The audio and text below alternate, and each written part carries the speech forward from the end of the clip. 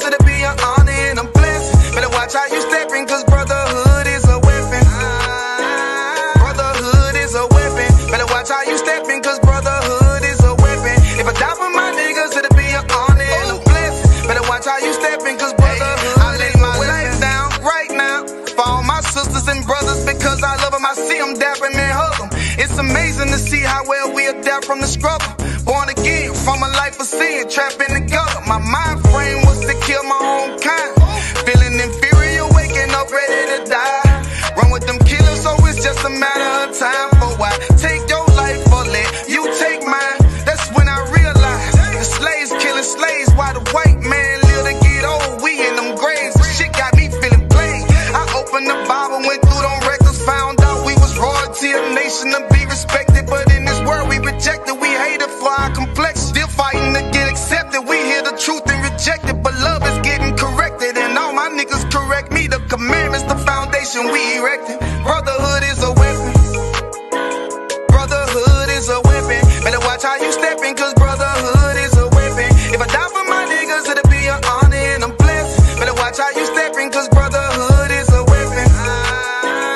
Brotherhood is a weapon. Better watch how you stepping, cause brotherhood is a weapon. If I die for my niggas, it'll be an honor and a blessing. Better watch how you stepping, cause brotherhood is a weapon. Hey, hey. Hey, hey. The greatest crime that's ever been done to black people in modern day history is not the killing of slavery, is not the incarceration in prison, is not the drug addiction. The greatest crime ever done to black people in modern day history was the adaptation of integration.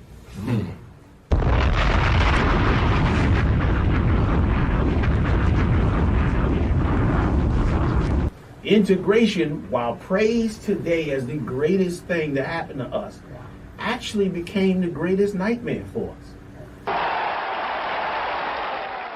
I must confess that that dream that I had that day has at many points turned into a nightmare. And we got wiped out.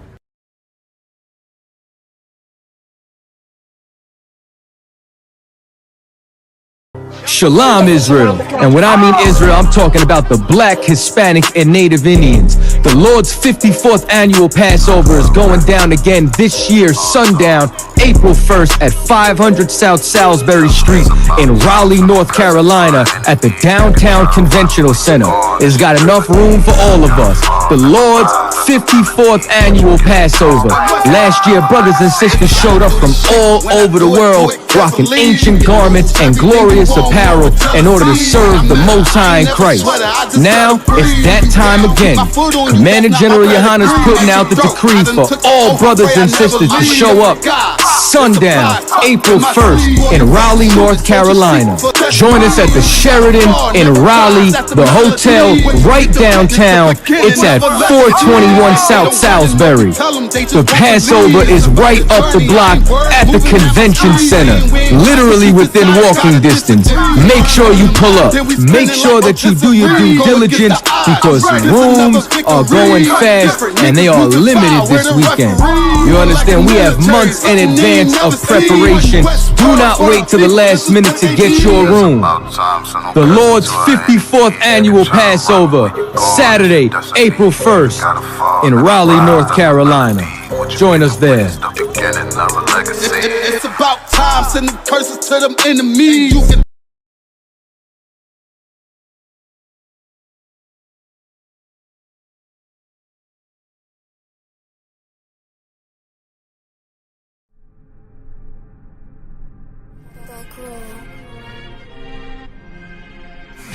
I.S.U.P.K. presents the 54th annual Feast of Unleavened Bread. Last year we did it big. This year is going to be way big. More brotherhood, more sisterhood, more UPK.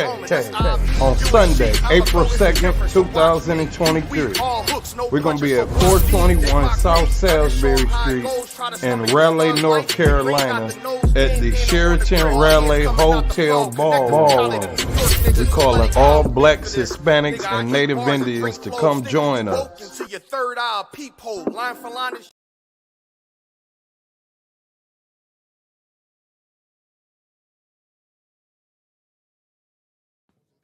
Oh yeah, it's going down. Join us for this year's All Black Party, hosted by Commanding General Yahanna and the I.S.U.P.K. This year, it's going down in Durham, North Carolina at the Durham Armory. Last year, brothers and sisters came out from all over the world. It was a packed house to celebrate the 2022 Hebrew Academy graduates. These brothers faced life and death, and as a result, they were honored on this night for their sacrifice and their victory at the gauntlet. But wait, this year, it's going down. There will be a Hebrew concert featuring Captain Akkad, 144 the Rebel, King Ty, Captain Ty Ward, One Westworld, Lost Tribes, Captain Kastazar, I.W.Allah, also known as Dope E, and Officer Natazar, U.P.K. Natazar, and much more. It's going to be an open bar. Make sure that you get your tickets. It's going down this year, 2023, the 54th annual Passover and the annual All Black Party, hosted by Commanding General Yahanna and the I.S.U.P.K. Still blessed and still we rise.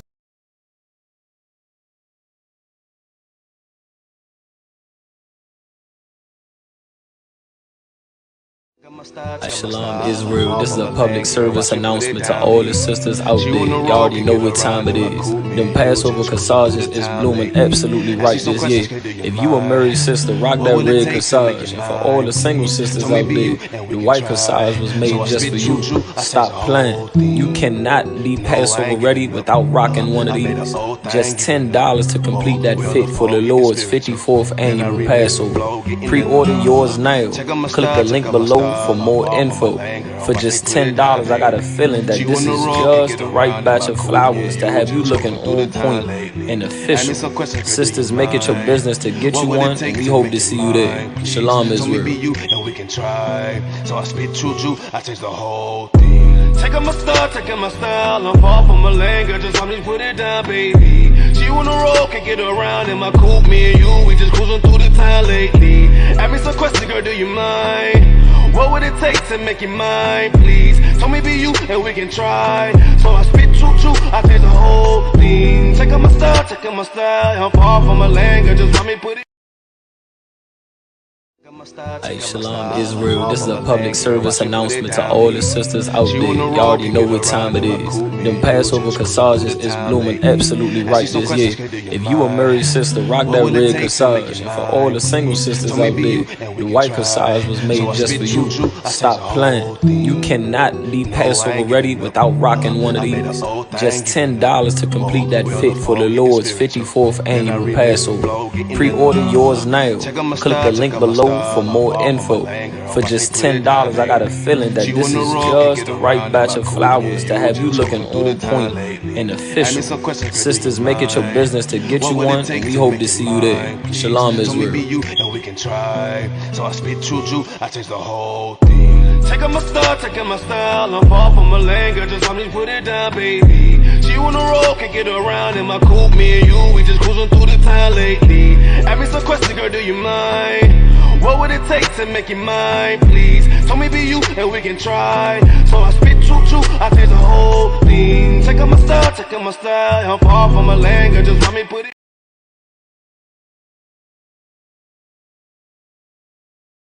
Shalom, Israel. And when I mean Israel, I'm talking about the Black, Hispanic, and Native Indians. The Lord's 54th annual Passover is going down again this year, sundown, April 1st at 500 South Salisbury Street in Raleigh, North Carolina at the Downtown Conventional Center. It's got enough room for all of us. The Lord's 54th annual Passover.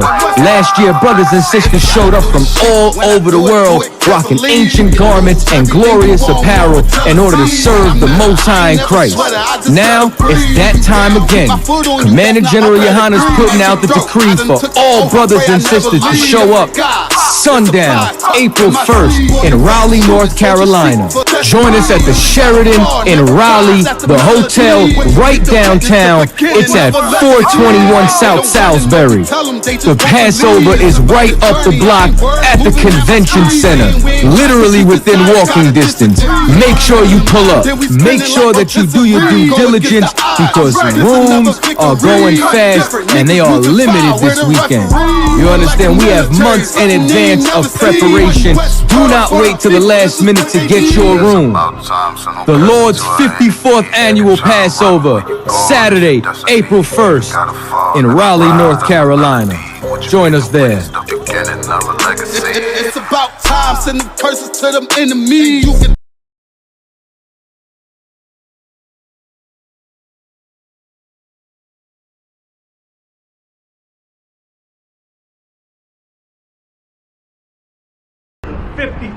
I.S.U.P.K. Passover, Raleigh Convention Center. It's full. April 1st. Join us. When I start, big shine, big glow. I be gone till November, let my bitch know.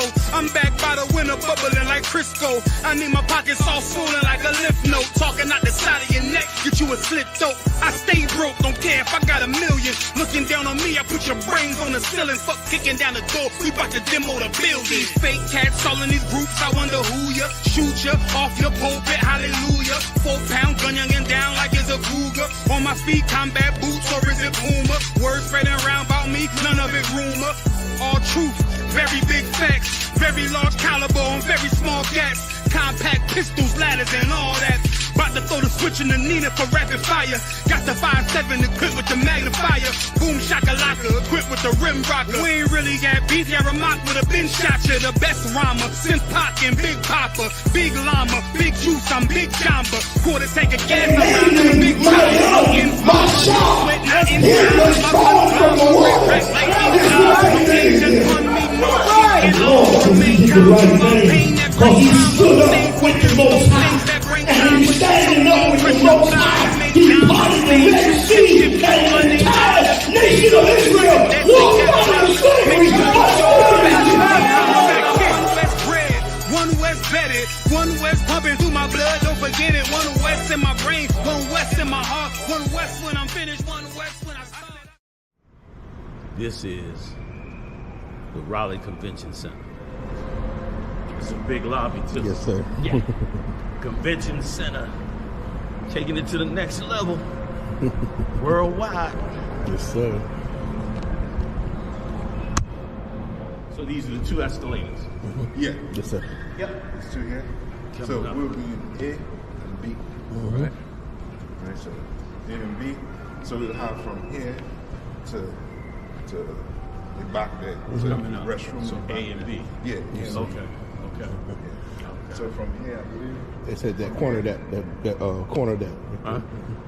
From there, all the way down. Hey, let me tell y'all something, brothers and sisters. Okay, I want you to understand. I want you to understand something, and why this is so important.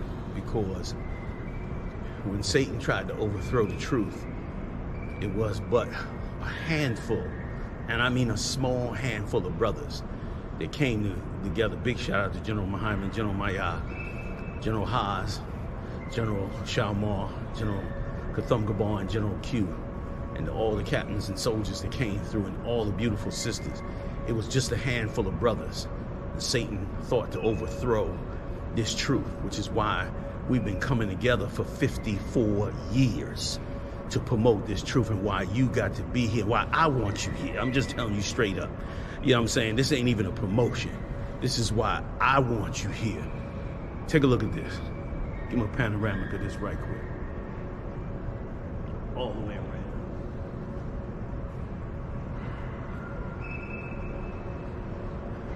And once again, this is a mark of what this truth has done for us and what the Lord have done for us. This wasn't done by man. This was the Most High doing this because he handed us this truth and we held on to it. And it's a beautiful thing. And I can't wait to see y'all April 1st. It's going to be amazing.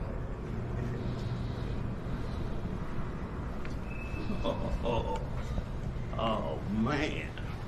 This is just what we need. And I see why they said that we needed that level of sound. Because to reach this room, to fill this room, you need some serious sound. You know what I mean?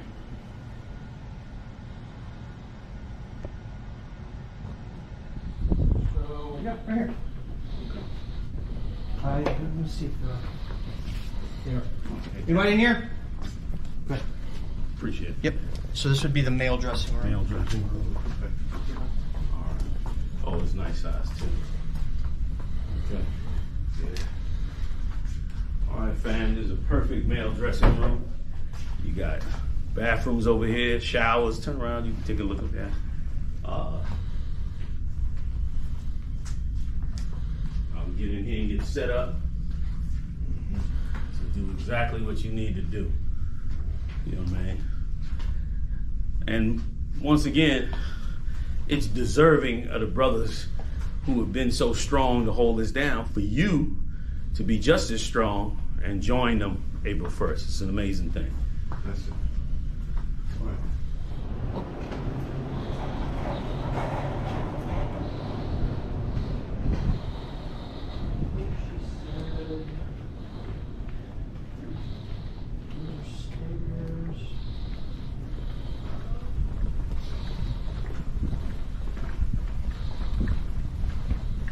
Oh yeah, hey there.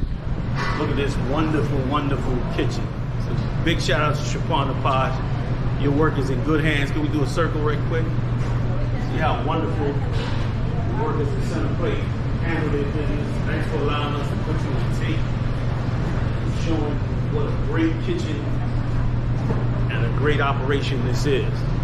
So I look forward to seeing everybody come on in, man. It's going to be amazing. April 1st. Raleigh, North Carolina, y'all. We at the backdrop of the convention center. We right across the street, doing it straight up in the Hanover room. Take a look at this room. Now they're gonna work this whole thing out for us. GEN.YAHANNA's class will be rocking on a level. And I mean, I'm standing in this room and the temperature control system in this room is absolutely off the hook. So it's gonna be comfortable, beautiful, fully decorated, ready to go. This is it, fam. We worked hard for this. We worked hard to get here. So let's get it on. Big shout out to General Muhammad. Big shout out to the class he puts on, smoking as usual. And, you know, it's going to be beautiful to get up in here, man, and do our thing. Also, Feast of Unleavened as well. We'll be getting together and bringing this brotherhood and sisterhood together. We got to fight to bring the 12 tribes together. You ain't going to bring the 12 tribes together without a battle. You got to go to war to bring them together. Christ said, bring them two sticks together and tie them together. Everybody make it out, man. We doing it up April 1st, man, the whole week. Whew, it's going to be beautiful. All right, yo. Yes, sir. Like anything, if you want to accomplish anything, especially in the truth of the Most High, you warn against all the spirits that would like to see you destroyed and like to see it fail. But through the grace and mercy of the Most High, great men have stood the test of time to create great things for the Most High. And this is no different. This is no different. This is a war and a battle to bring this truth where it should be. And boy, the men and women in this truth are continuing to do an amazing job. So, see y'all out there. War up, April 1st. Get it on. One West bread, one West Betty, one West pumping through my blood, don't forget it. One West in my brain, one West in my heart, one West when I'm finished, one West.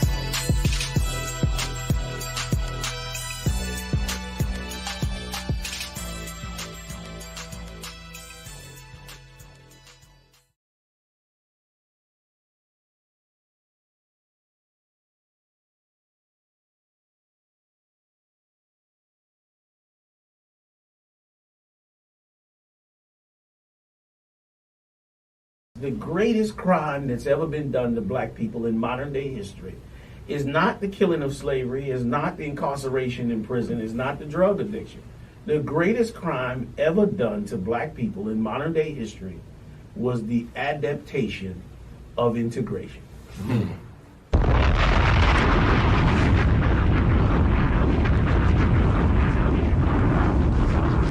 Integration, while praised today as the greatest thing that happened to us, actually became the greatest nightmare for us. I must confess that that dream that I had that day has at many points turned into a nightmare. And we got wiped out.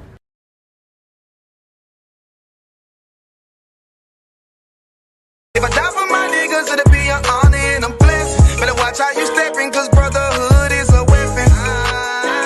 Brotherhood is a weapon. Better watch how you stepping, cause brotherhood is a weapon. If I die for my niggas, it'll be an honor and I'm blessed. Better watch how you stepping, cause brotherhood I lay my life down right now for all my sisters and brothers, because I love them. I see them dapping and hug them.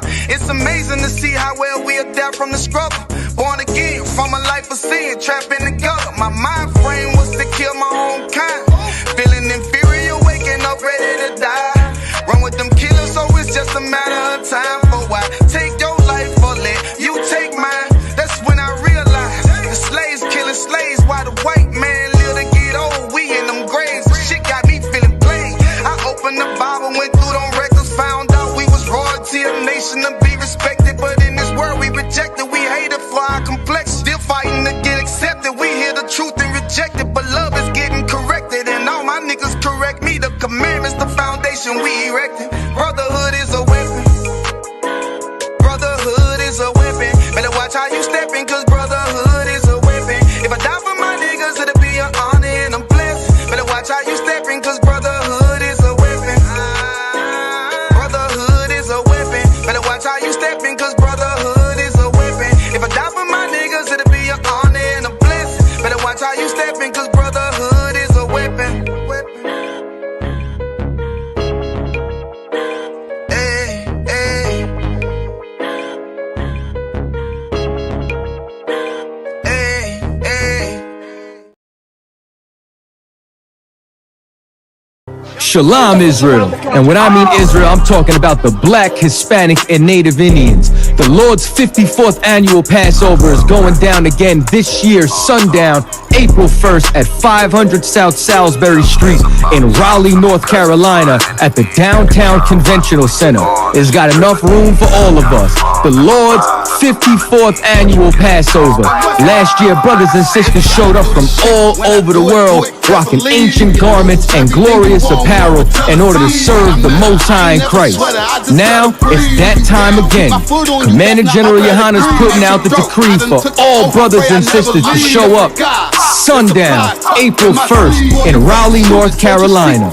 Join us at the Sheridan in Raleigh, the hotel right downtown. It's at 421 South Salisbury. The Passover is right up the block at the convention center, literally within walking distance. Make sure you pull up.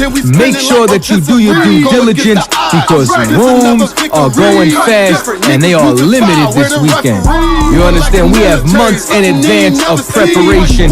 Do not wait till the last minute to get your room. The Lord's 54th annual Passover, Saturday, April 1st in Raleigh, North Carolina. Join us there. It's about time, sending curses to them enemies.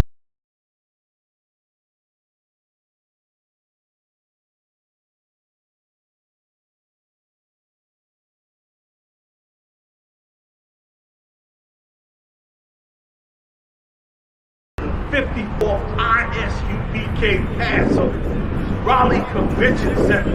It's called April 1st. Join us. Big shine, big glow. I be gone till November, let my bitch know. I'm back by the winter, bubbling like Crisco. I need my pockets all swollen like a lymph node. Talking out the side of your neck. get you a slit throat. I stay broke, don't care if I got a million. Looking down on me, I put your brains on the ceiling. Fuck kicking down the door, we bout to demo the building. Fake cats all in these groups, I wonder who ya. Shoot ya off your pulpit, hallelujah. 4-pound gun youngin' down like it's a cougar. On my feet, combat boots, or is it Puma? Words spreading around about me, none of it rumor. All truth, very big facts, very large caliber on very small gaps. Compact pistols, ladders, and all that. About to throw the switch in the Nina for rapid fire. Got the 5.7 equipped with the magnifier. Boom shakalaka, equipped with the rim rocker. We ain't really got beef, yeah, Ramak would have been shot you. The best rhymer, since Pac and Big Papa. Big llama, big juice, I'm Big Jamba. Quarter tank of gas, I'm out of a big mama. My shot, it was falling from the wall. That is right thing. Right. Lord, he did the right thing. Because he stood up with the Most High. And he's standing up with the Most High. He parted the Red Sea. And the entire nation of Israel walked out of slavery. One West bedded, one West pumping through my blood, don't forget it. One West in my brain, one West in my heart. One West when I'm finished, one West when I start. This is the Raleigh Convention Center. It's a big lobby too. Yes, sir. Yeah. Convention Center, taking it to the next level, worldwide. Yes, sir. So these are the two escalators. Yeah. Yes, sir. Yep. There's two here. So we'll be in A and B. Right. Right. So A and B. So we'll have from here to the back there. So Coming up. Restroom. So A and B. Yeah. Yeah. Okay. Yeah. So from here, I believe. They said that corner that corner that. From there, all the way down. Hey, let me tell y'all something, brothers and sisters. Okay, I want you to understand. I want you to understand something, and why this is so important.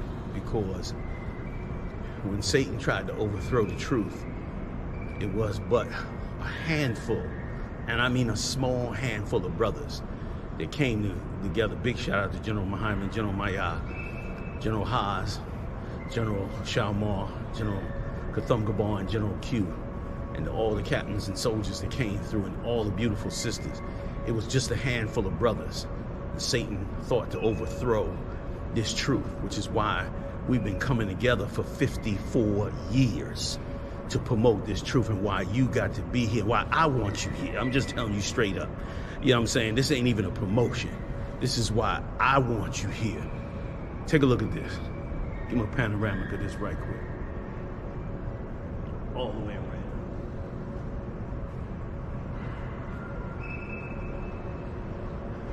And once again, this is a mark of what this truth has done for us and what the Lord have done for us. This wasn't done by man. This was the Most High doing this, because he handed us this truth and we held on to it. And it's a beautiful thing, and I can't wait to see y'all April 1st. It's going to be amazing.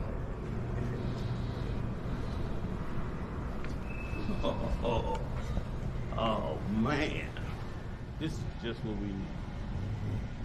And I see why they said that we needed that level of sound. Because to reach this room, to fill this room, you need some serious sound. You know what I mean?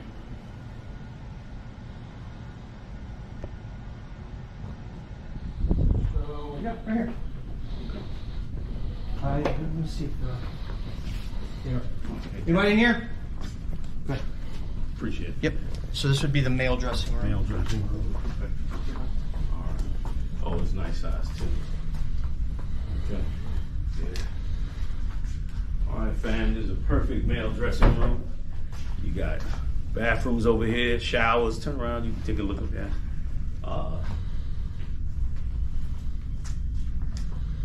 Get in here and get set up. So do exactly what you need to do. You know what I mean? And once again, it's deserving of the brothers who have been so strong to hold us down, for you to be just as strong and join them April 1st. It's an amazing thing. That's it. All right.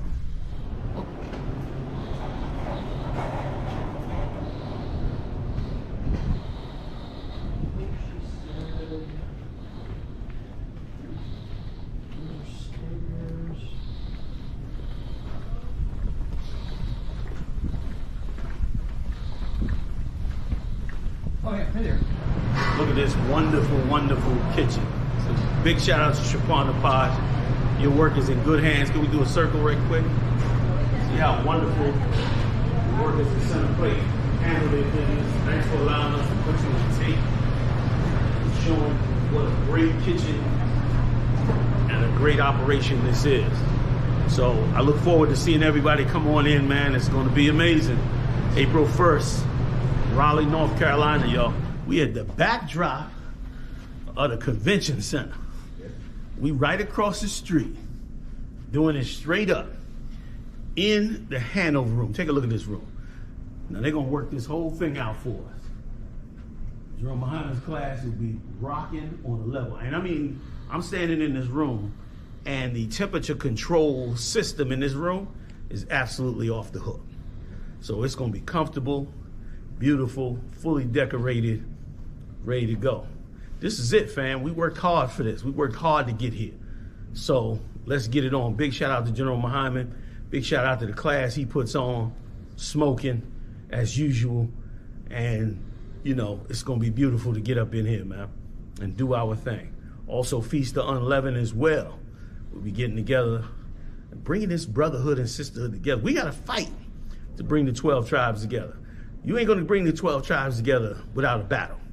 You got to go to war to bring them together. Christ said, bring them two sticks together and tie them together. Everybody make it out, man. We doing it up April 1st, man, the whole week. Whew, it's going to be beautiful. All right, yo. Yes, sir. Like anything, if you want to accomplish anything, especially in the truth of the Most High, you warring against all the spirits that would like to see you destroyed and like to see it fail. But through the grace and mercy of the Most High, great men have stood the test of time to create great things for the Most High. And this is no different. This is no different. This is a war and a battle to bring this truth where it should be.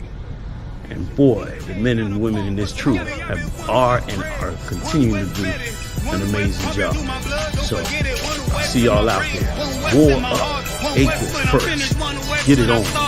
One West Betty, one West pumping through my blood, don't forget it. One West in my brain, one West in my heart, one West when I'm finished, one West.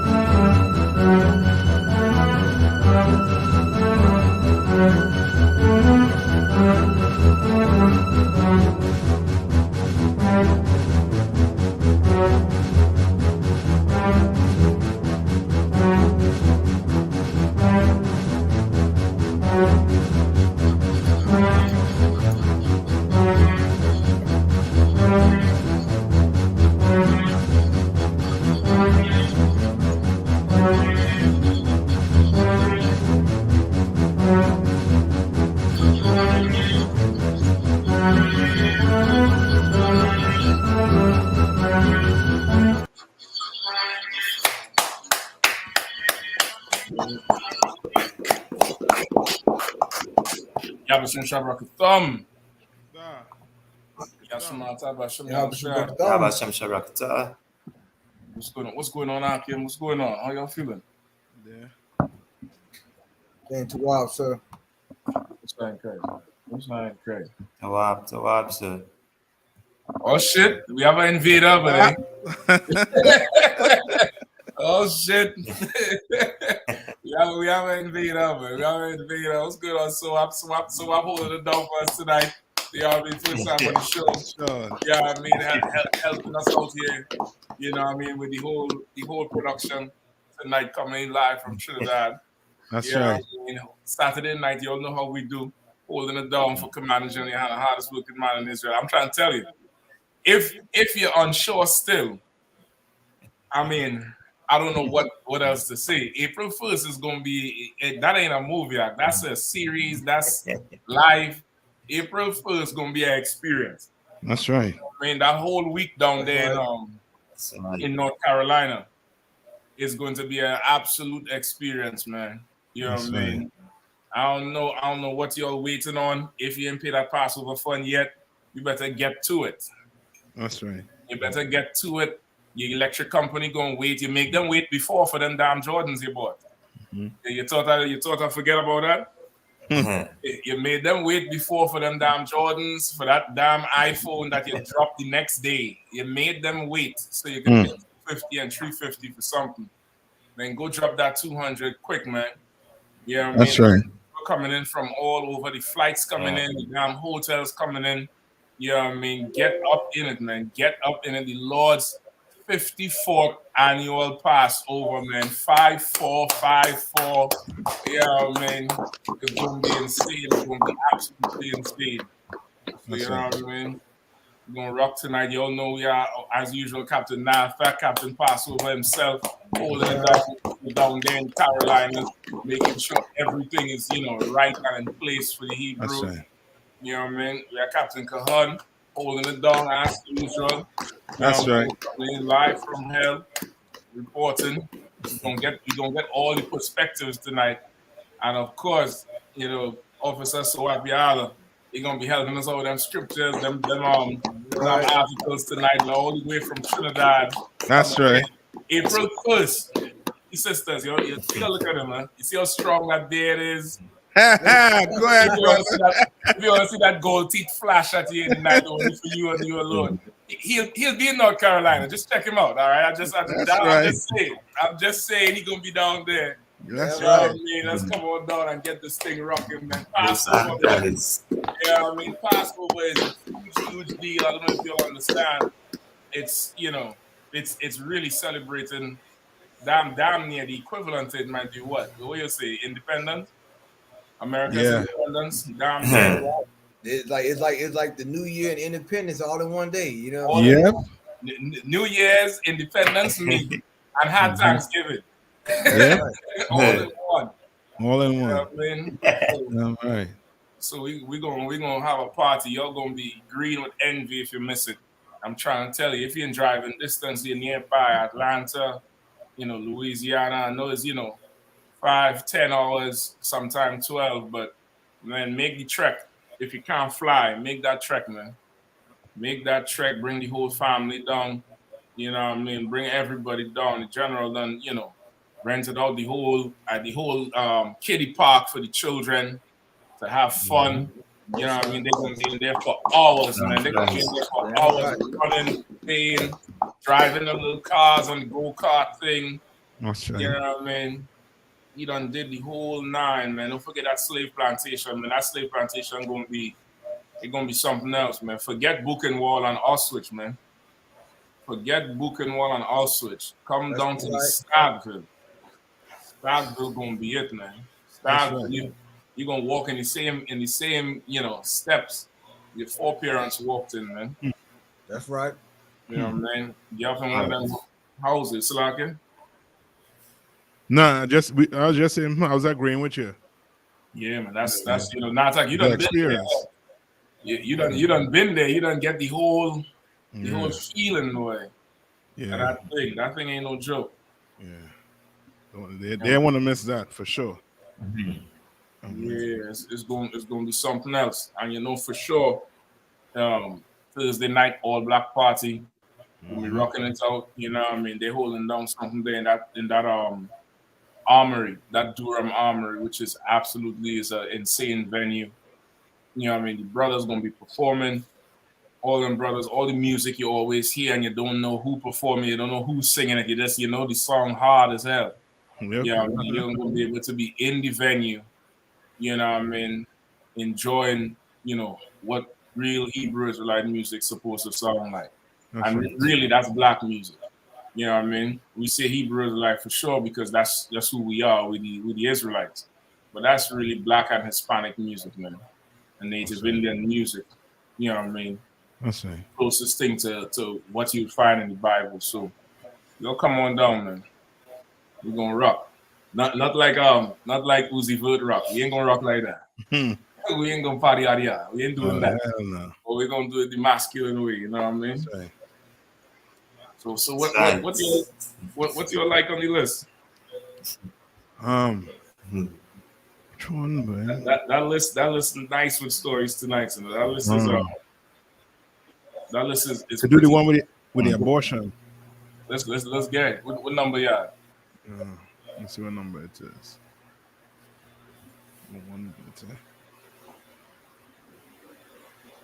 That might be close to the end. It's not one of the videos though, right? I don't think so. No. You can either get that one or the one with the house. Yeah, we could start with that one for sure. I remember, I think last year, Commander GEN.YAHANNA did a whole thing on the redlining.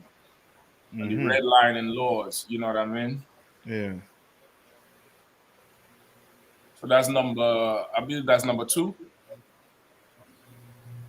Yeah, that's number 2. I believe that's number 2. Yeah, number 2 on the list. You know what I mean? So whenever you're ready, all right? Yeah, Karma Council, right? Right. U.S. black couple settles lawsuit over whitewash home validation. Right. A U.S. black couple has settled a lawsuit with a real estate appraiser whom they accuse of giving their home a low valuation because of their race. Boy, listen, like that's to tell you how where we live in is really hell, because they give us the Gucci contracts to make Gucci more expensive and more desirable. You know what I mean? The Jay-Z was singing about Ace of Spades and Maybachs forever till Negroes start buying it and the whole value of the car going up. Somehow your own house that you buying for yourself is worth less because you in it. It's like you buy a car, it depreciates. You know what I mean? But house and land supposed to, you know what I mean, go up in value, depends on, you know what I mean, the area. Right. You know what I mean? But you know what I mean, for sure, this brother and sister look like, you know what I mean, wherever they're living, the value was up there. But somehow their value ain't the same as the Caucasian counterparts. Nah. You know what I mean? Not at all. Like their house supposed to appreciate, but it discriminates. Yeah. That's what's going on. The house is like, hold up, y'all is niggas. I'm less worthy. I'm not worthy. You know what I mean? Like that's really a huge slap in the face, you know. And it's theft, because you had to put in a certain amount of equity into your house. You know what I mean? With that, you know, what is it, 20% down? You know what I mean? All the closing fees, all that type of thing. And I believe this couple did renovations on the house too. Yeah, I think they mentioned all of that. Yeah, let's get down some more. I remember when this thing happened, and because of them, another couple came out. But not a couple, I think it's a sister. She's a single mother. She was trying to sell the house. Either she a single mother or she told the husband stay away. And she hired some oppressor to pose as the house owner and took down all her pictures and put them. I'm gonna look for the video and see if I could play it. And the house was, you know, damn near almost twice the value. You know what I mean? Any more in that SWAP that you could find? Can. Go ahead. Tanisha Tate Austin and Paul Austin house was valued in 2020 at nearly 1 million or 845,000 pounds, much less than expected. Right. Of course, they have it in pounds. This article is it's a BBC article. It's a British article, but it's talking about the problems in America. So the valuation is in pounds. So if it's 1.8 million pounds, is about 2.1, 2.2 million US. Right? It's a little bit more. Go ahead. Okay.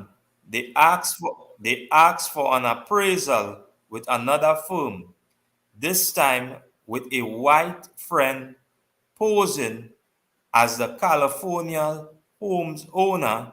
It was valued nearly 1.5 million.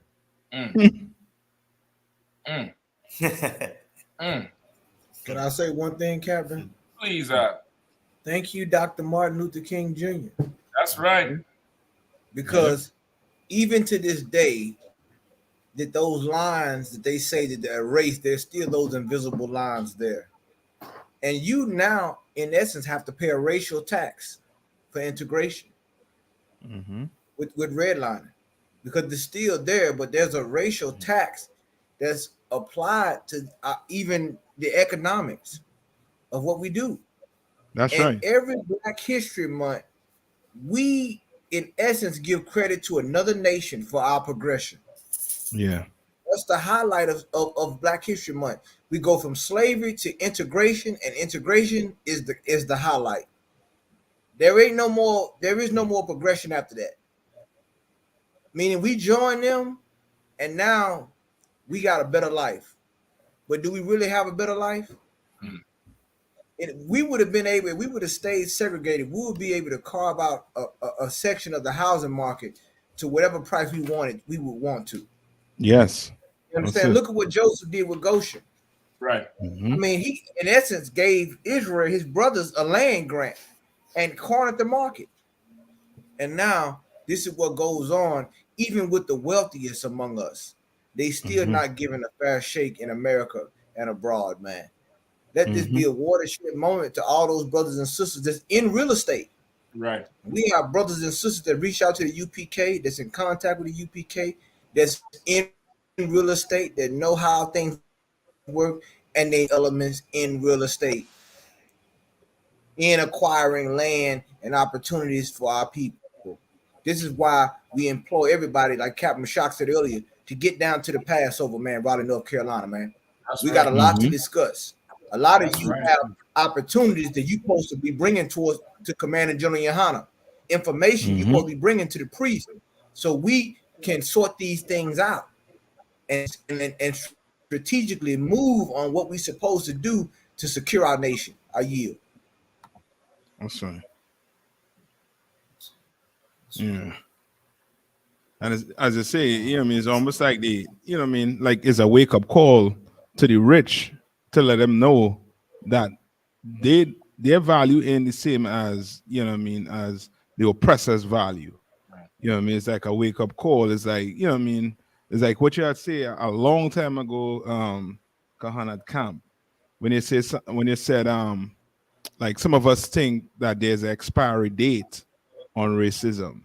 You know what I mean? Like it expires like your milk, you know what I mean, or your cornflakes. You know what I mean? The racism in America has not expired. You understand? It's alive and well. It's just in a different form. You know what I mean? And Dilbert, you remember Dilbert? Yeah. When he said he goes into the community where there's the least amount of us. He tried to live away. He trying to tell white America to, you know what I mean, to try and live away, to get away from you all. You understand? And that's to show you that your value ain't the same. Right. That's right, Captain. They for sure make it. Okay, and they're making it out to be like that. You know what I mean? They're definitely making it out to be like that. It comes from those redlining laws. This is an extension of those redline laws or red zone laws that they started, I believe, in the West Coast. You know what I mean? In California. I thought so. Yeah, and this is just the modern version of it, the millennium version of it. When before they would just have the little boys club and tell all your lords and landowners and property managers, just don't rent to these people. Yeah. But now Black people started getting money. Black people always we would rise up and start commanding, you know, some sort of respectable amount of income and spending power. That would always happen no matter where we are. We could start off low, but it wouldn't be long before we done carve out some sort of industry or worked in their industries and just made it better, made it multiply. And then we able to now funnel wealth into our own neighborhoods. That would always happen. So now with buying power, our oppressor, he only cares about money, because money gives him satisfaction to whatever his lust is. You know what I mean? It could ease his hunger, quench his thirst, appease his sexual appetite, whatever. Money is his spending power. So with that, it kind of, we were able to jump some of the hurdles with that redlining law. So now they have to come out with, okay, well, you're able to buy in areas we don't want you to buy. This is what we're going to let you do. We're going to let you come in and pay your 20% down. We're going to let you come in there and renovate the house. And when you put, another 40, 50K into it over some years, and you're ready to put it back on the market. Now the market, your zip code says, or your tax bracket says that these houses in this area averaging, let's say you bought the house originally for 200,000, right? You put some more money into it, 50K, whatever, and now in about 5 years, it should double to 500,000-600,000. In some cases, depending on the zip code, $1 million, right? The zip code, you done banking for at least 500 at top, on the top side of it, $1 million. You go to some real estate agent who comes in there and realize you are black, and they'll tell you your house is worth $350,000, which is less than even after you put money into it and fix it up and renovate it and redo the inside and redo the roof and beautify the house to add value to it. It's still under par, where even if you sell it at that, you're not making back your money. And they're starving you at that price. So now is either you're going to live there and pay the high property tax or whatever else it is you're trying to get away from, or you're going to sell it and compromise on the price. And the oppressor that comes in and buys it at that low ball is going to immediately flip it for the regular market price. They're really stealing your house. That's what they're doing. They're really literally stealing your house, stealing your property, stealing your money. Really. You know what I mean? You come and you come and do the work, and then there's, you had to give it up. You know what I mean? And okay, now I want to ask all the, religious pundits out there and, everybody who think they know everything about everything. Which one of your holy books said this would happen? Which one of your so-called prophets said it would happen? Which, tell me where in the Bhagavad Gita it said this would happen. Tell me where in the, the Quran it said this would happen. Tell me where. Because the Bible said this would happen. That's right. The Bible said these things would happen to us. You know what I mean? It said that these things would happen. Like they have these is schematics from the this is from, I believe, the Washington Post. Hold on. Washington Post, right? Well-known newspaper. And it's showing you a black family. The same house is worth 300,000. But if it's a white family moving, it's worth 700,000. That's more than twice the amount. You know what I mean? You're muted, Cap. So like I would say nice highway robbery. That's straight up. And you gonna look at a drug dealer and think he's the worst scumbag on the planet Earth. Mm-hmm. And not these people who, behind the desk, who robbing people blind. Right. You know what I mean? That's what, 400,000, about 2 house? Right. That's 2 house and a full down payment on another. Because there's an extra 100,000 there. And if the house, they remember these oppressors, they ain't buying the house for 7. They're buying the house for 3. You understand? But as soon as they move in, Their house, that same house, is worth 700,000. So they just made 400,000. So they could go and buy another $300,000 house cash, and then down pay on one more, because 100,000 is 30%. So they don't have a 20% on closing costs. Yeah, so go ahead, Cap. And you know what? And this is so heavy, man. This is why, and a lot of young brothers, man, like you say, calling a cap, you know, saying it's putting cap on this. Look, this is no cap on capitalism. We talking about now, because a lot of you believe there's a parallel between race and class in America.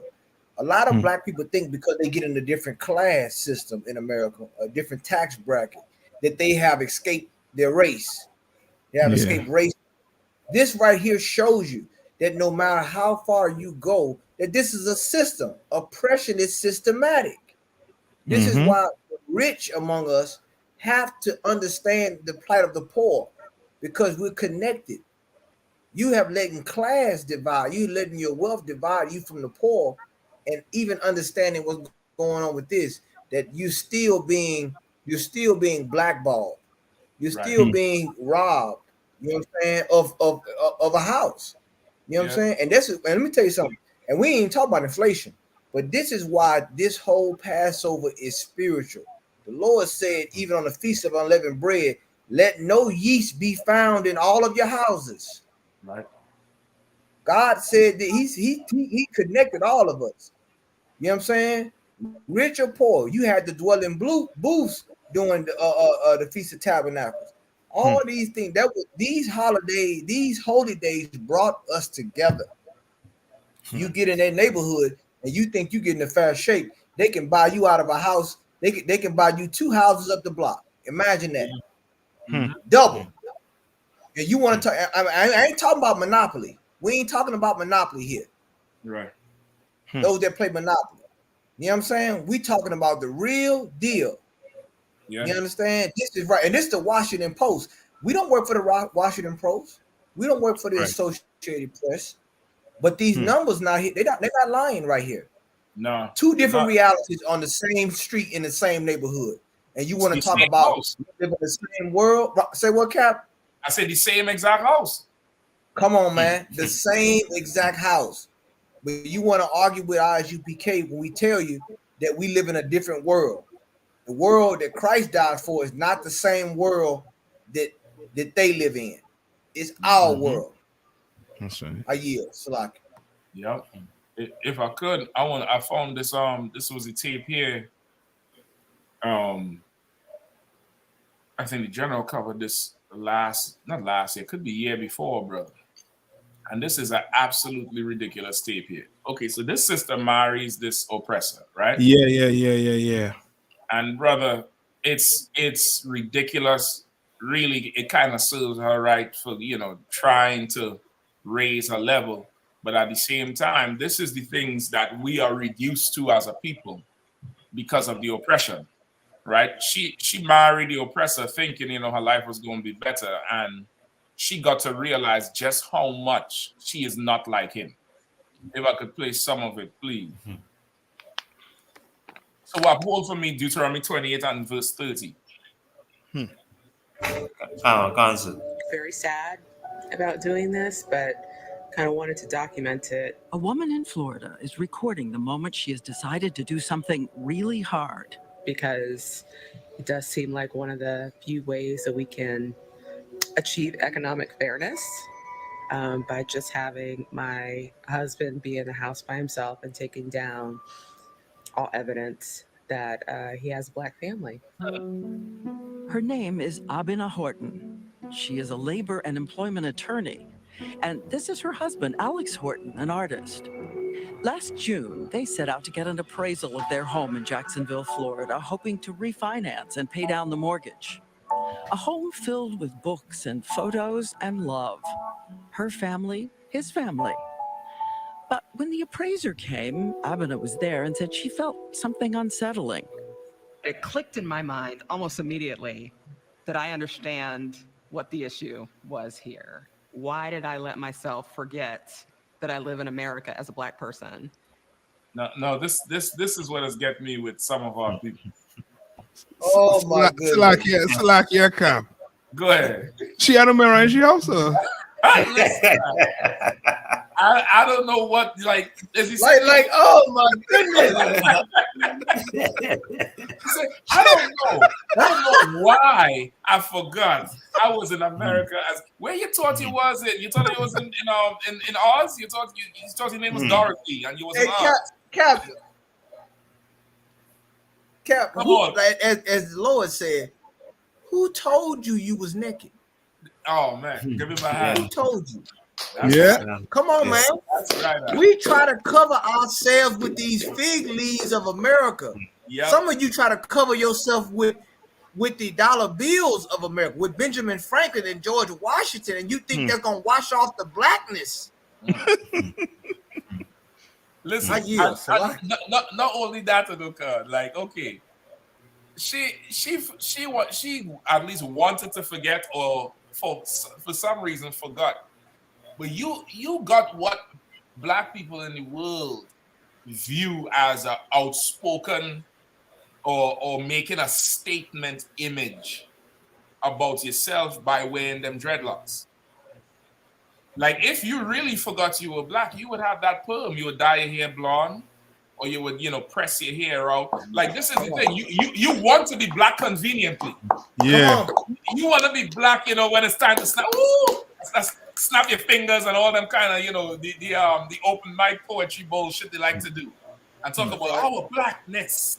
And you hate if you white people hated being called racist as much as they hated racism, all that type of bullshit, and then you go straight home with the oppressor, and you expect that because you're a part-time, black activist, and that's really what it is. They would say this is just their regular way of doing things, but you're a part-time activist because you go into your slavery with the hair, you're unapologetically black, you're strong within your skin, you wear your hair natural and this and that. But when the activism is over, you just turn right back into a Christian worshiping Caesar. And that's what happened. She went to her home and she was not an activist in there. She wasn't black in there. She was just regular old worshiping Caesar Borgia and a realtor who comes and evaluates property. Now, here where I'm going now. A realtor comes into your house.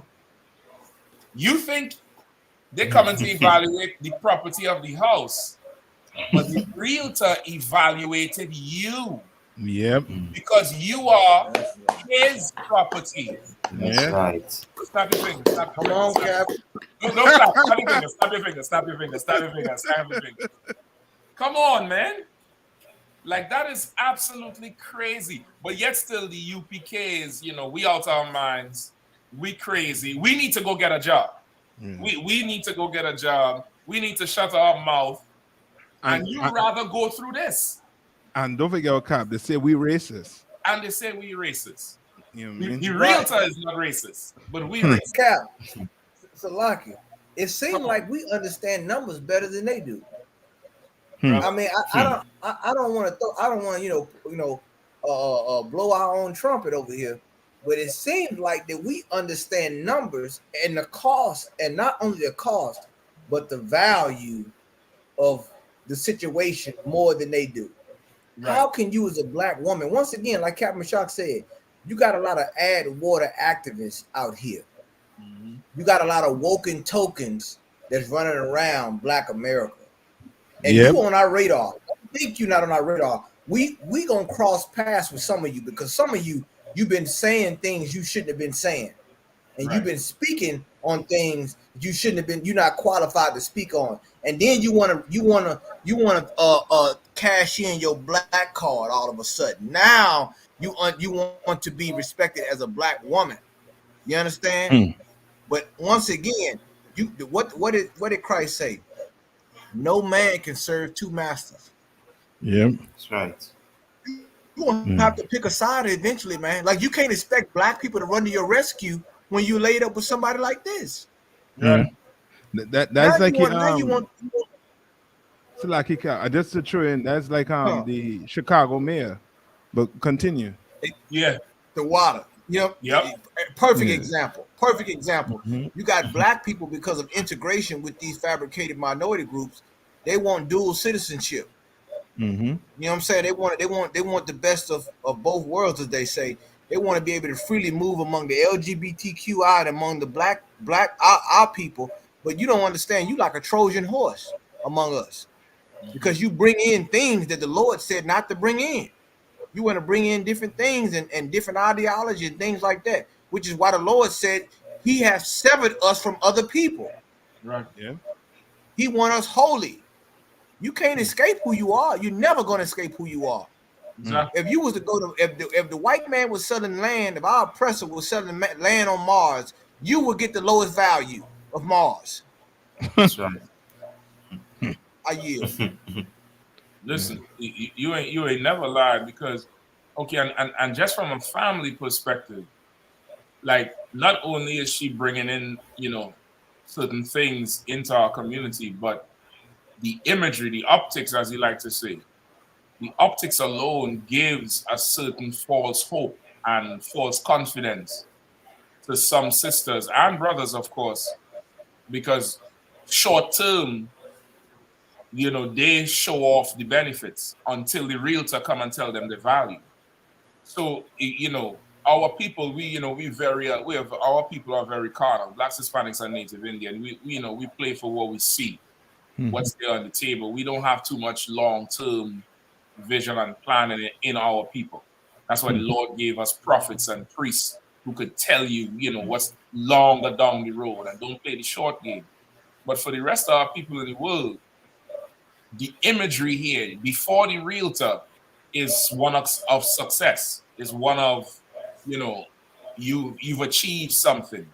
And it could put into the minds of our people, well, maybe, you know, them brothers on the corner, they a little bit they old, they archaic.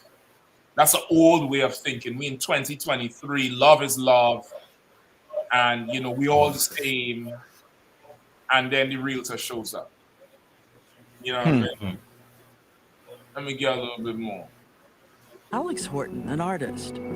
Last June, they set out to get into evidence that he has Black family.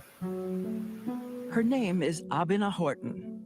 She is a labor and employment attorney. And this is her husband, Alex Horton, an artist. That's the other thing. That's what I'm saying. She is a attorney. You understand? She a lawyer.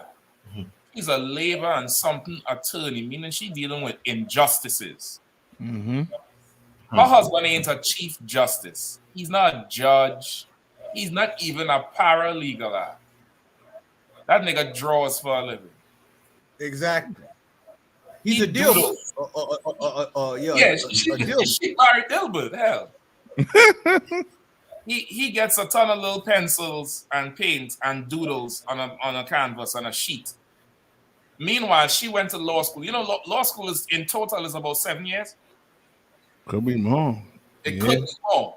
Yeah. But for the average full-time student, I think it's about 7 years from your undergrad. Then you have to do 1 or 2, and then you have to pass the bar, and you still have to practice. And he just draws out.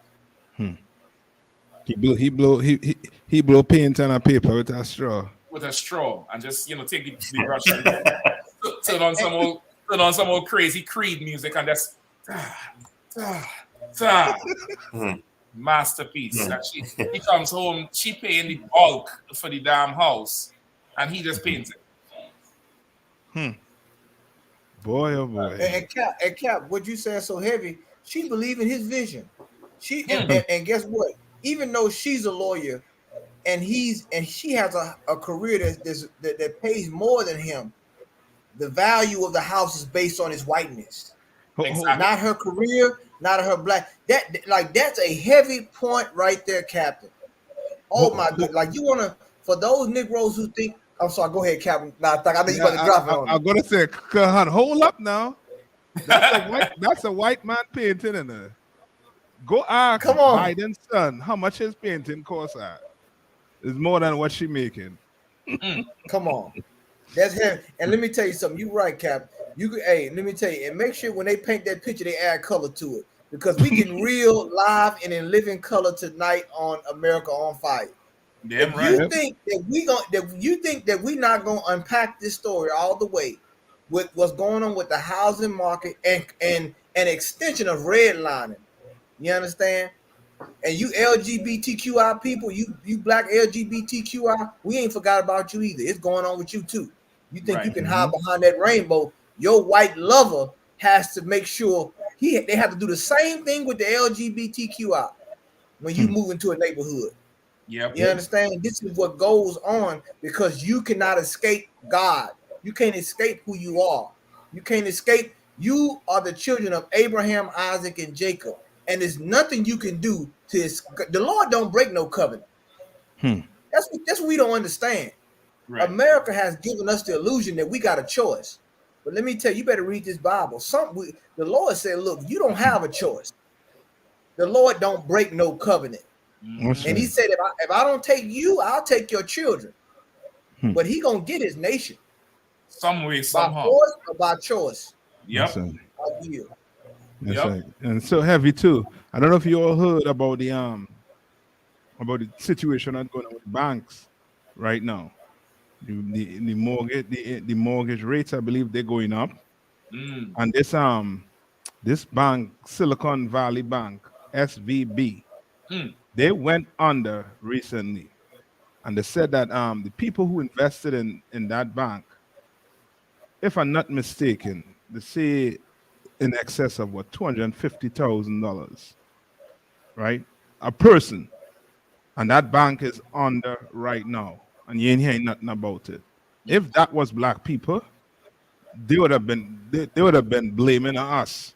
Yeah. For making the what I call this what we in this like bringing them into a recession basically. Yeah. They'd have blamed the whole instability on us. Yeah. Ability to pay or some kind of thing. Like the oppressor, his system goes for him. And the faster black people get to realize that, the better.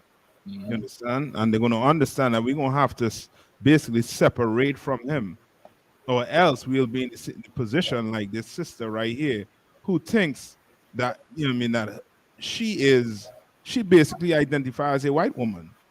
You know what I mean? Little, you know what I mean? Little does she know. The way she speaks is as if she identifies as a Caucasian female. Exactly. Because she until the realtor come and put go look in the mirror. Yeah. She forget who she is. So if you forget you black, you could only be white. Yeah. You know what I mean? You could only be white. Let me get some more on it. Last June, they set out to get an appraisal of their home in Jacksonville, Florida, hoping to refinance and pay down the mortgage. A home filled with books and photos and love. Her family, his family. But when the appraiser came, Abena was there and said she felt something unsettling. It clicked in my mind almost immediately that I understand what the issue was here.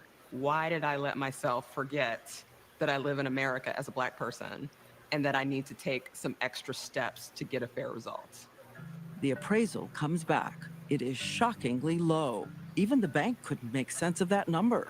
Coming out of the first appraisal, was it rage? Was it exhaustion? It was exhaustion, I would say. This person is being so petty and hateful, and he's wasting my time. And listen, she said, if I could, she said it was exhaustion because you're tired of pretending. You've been putting on a show for so long. Like, how long, man? The scripture said, another scripture. But you know, black people like to paraphrase. And ain't no rest for the wicked. That's why you're tired. You're trying to leave your people behind. You're trying so hard.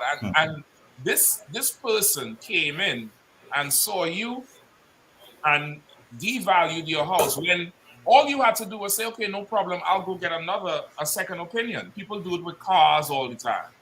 People do it with their doctors, go get a second opinion. You know what I mean? Like, you can't just go get a second opinion. You get tired because of this thing here. because you've been jumping through hoops forever and you've already committed yourself to doing a little bit extra so nobody calls you a nigger. And then he That's wrote right. numbers, and them numbers told you was a nigger. That's right. The numbers Come spelled on, Captain. nigger. Mm-hmm. That's absolutely crazy. Like I was a little bit exhausted, not tired, exhausted. That's to tell you the way her spirit is. She done gave her whole spirit over just to be able to live with these people and to separate herself from her own people. Like we don't understand the effects of oppression on us over our lifetime. Mm-hmm. I don't think we really understand, where it really goes. And Cap, can I say one thing, Cap? What you saying so heavy because that exhaustion is like she got with this cat, and she got relief, being they already had a house and everything. And when you think about it, when you think about the American dream and things, you like, man, I've made it. Right. I got someone, a quote unquote, I guess, a life partner, whoever she thinks she got, somebody spiritual with her, and she moving on in her life, and she's going about, and she can be black conveniently when she wants to. When she go to the Whole Foods and things like that, different neighborhoods and things like that, she can kind of wash away the blackness. But the thing is, she can't really wash away the blackness because that realtor introduced her to quote unquote reality. And this is what a lot of you naysayers that come up against the UPK, a lot of you are bots out there. A lot of you are bots and thoughts that's out there in the chat room getting mad with the UPK. Of course, a lot of you trolls, you know who you are, want to get mad with the UPK, want to use all these different talking points. But this is what you got to understand. You cannot cancel reality. Right. You can try to put all these different stigmas and say, well, UPK is a hate group. Well, is the realtor a hate group that's backed by the Better Business Bureau? Right. Are they a hate group? Because like Captain Mashak so eloquently stated, the numbers called her a nigger. Mm-hmm. The numbers did that. You understand now? Now, how you gonna get mad with us? This is out of her own mouth. And notice her husband. I haven't heard him say anything yet in this interview. But it's almost like, does he feel guilty? He feel like, look, without me, you won't have a better house. You won't have a better life. That's how he really feels.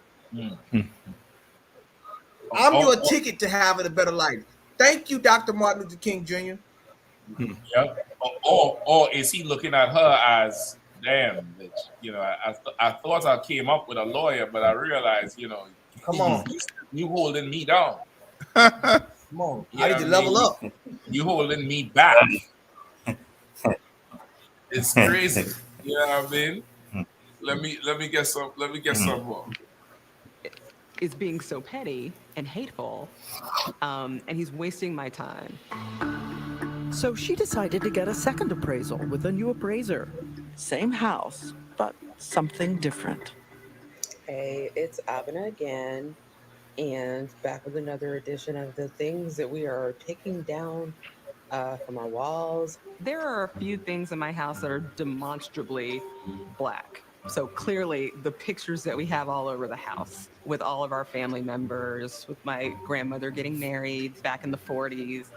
We have the picture of Charlie Bolden, who's an African-American astronaut. Pictures of me when I was a baby. Black Panther. We both. No, you see the house. The house is like a boy. It's, I don't want to say museum, but it's like a showcase of black quote unquote turning points. Like she has the Obama, first black president. She had the Martin Luther King picture. She has the first black astronaut. Like that's what she decides to honor. That's why I tell her this woman she's a part-time activist. That's right. Like even in her marriage, imagine if this thing was really pure and about love, why the hell does he always have to come home and look at another nigga just because the nigga went to space? Right. Like, why does he have to do that? Why I just can't come home and see pictures of you and me and what we do together? Why in the hell he ain't putting up pictures of Neil Armstrong, which is the first man in space or white man. He ain't putting up pictures of what George Washington, who's America's first president? That's George Washington, right? Yeah. He ain't putting up pictures of George Washington. See, baby, his first president of America, and he was white. He ain't doing that shit. But why are you even in the house? You are part-time activist. It would have better you been a full-time black woman. That would have been better. Yep. It would have been better you been a full-time black woman from the time you wake up next to that nigga in the morning to the time you fall asleep at night, to watching all them old black exploitation movies, Coolie High, and Love and Basketball, and the Shaft, and it would have been better if been a full-time black woman than to have some devil come into your house and call you nigger in numbers. That's a whole new disrespect. I done been disrespected in different languages before, but never in numbers. Kevin, I can't. Please. It's like we're in the Matrix. But check this out. I mean, look. I mean, check this out. It's just so heavy. This. I mean, it speaks to her psyche as a black woman. Right. To have a white man, and remember, activism has to go on in your bedroom also. It can't just be in the streets. Exactly. See, this is why you hate the UPK. Hold on. It got to be in the sheets too. It can't be in the streets. It got to be in the sheets. Come on, man. Come on, man. Come on, Captain. Yeah. I hope them Black Lives Matter and these AdWater activists hear this show tonight on American on Fire. Right. Because you need to understand your activism has to be like Captain Shock. So that's why you put that on the shirt. It has to be in the streets. It has, like, you know what I'm saying? The t-shirt department, come on, man. You got to be in the streets as well as the sheets. Your activism has to be, behind closed doors also. Because to speak to a psychological level and just look at this sister, she has to have all these images of black people who accomplish things to hide her shame. Yes. This is her as the psychologists say, this is her coping mechanism. This is what she does to say that I haven't become a traitor or a person, a sellout to my people because I have Martin Luther King here. I have Obama. I have this person here. I have all these black civil rights people. I have my grandmother when she married a black man. And I have all these things because this right here is a coping mechanism that most black people go through and do in order to soften the blow that they're with someone who oppressed their people. They're in bed with them every night. They have to make them breakfast in the morning. She have to be intimate with this. Like, this is a part of a coping mechanism that she's doing. And he knows it. You understand? But he goes along because guess what? He's just a failed artist, a failed cartoonist that gets to deal with a lawyer. You understand? Like, these are things that, and this is why we say integration is a failed experiment, because we have integrated all the way into that bedroom, and we still don't know we know the cost of many things, but we don't know the value of nothing. Right. I yield. Right. You're super right, Alex. Right? That's to remind us so much, that black people like imagine she surrounds herself with so much first black people to achieve something, and she's not the first black person to do anything. Like, that's what's the motivation, or is it that in her mind, maybe in her family, she's the first black woman to marry a white man? Come on, Cap. Maybe it's something like that. And this is a deep self-hatred within herself as well. You know what I mean? This is a deep-seated self-hatred within herself. Let's get some more before we reach up the time. Thing that we did was remove both me and these are people I care about. Bolden, who's an African-American astronaut. Pictures of me when I was a baby. Black Panther. We both put away pictures, and it's like, these are people I love. These are people I care about.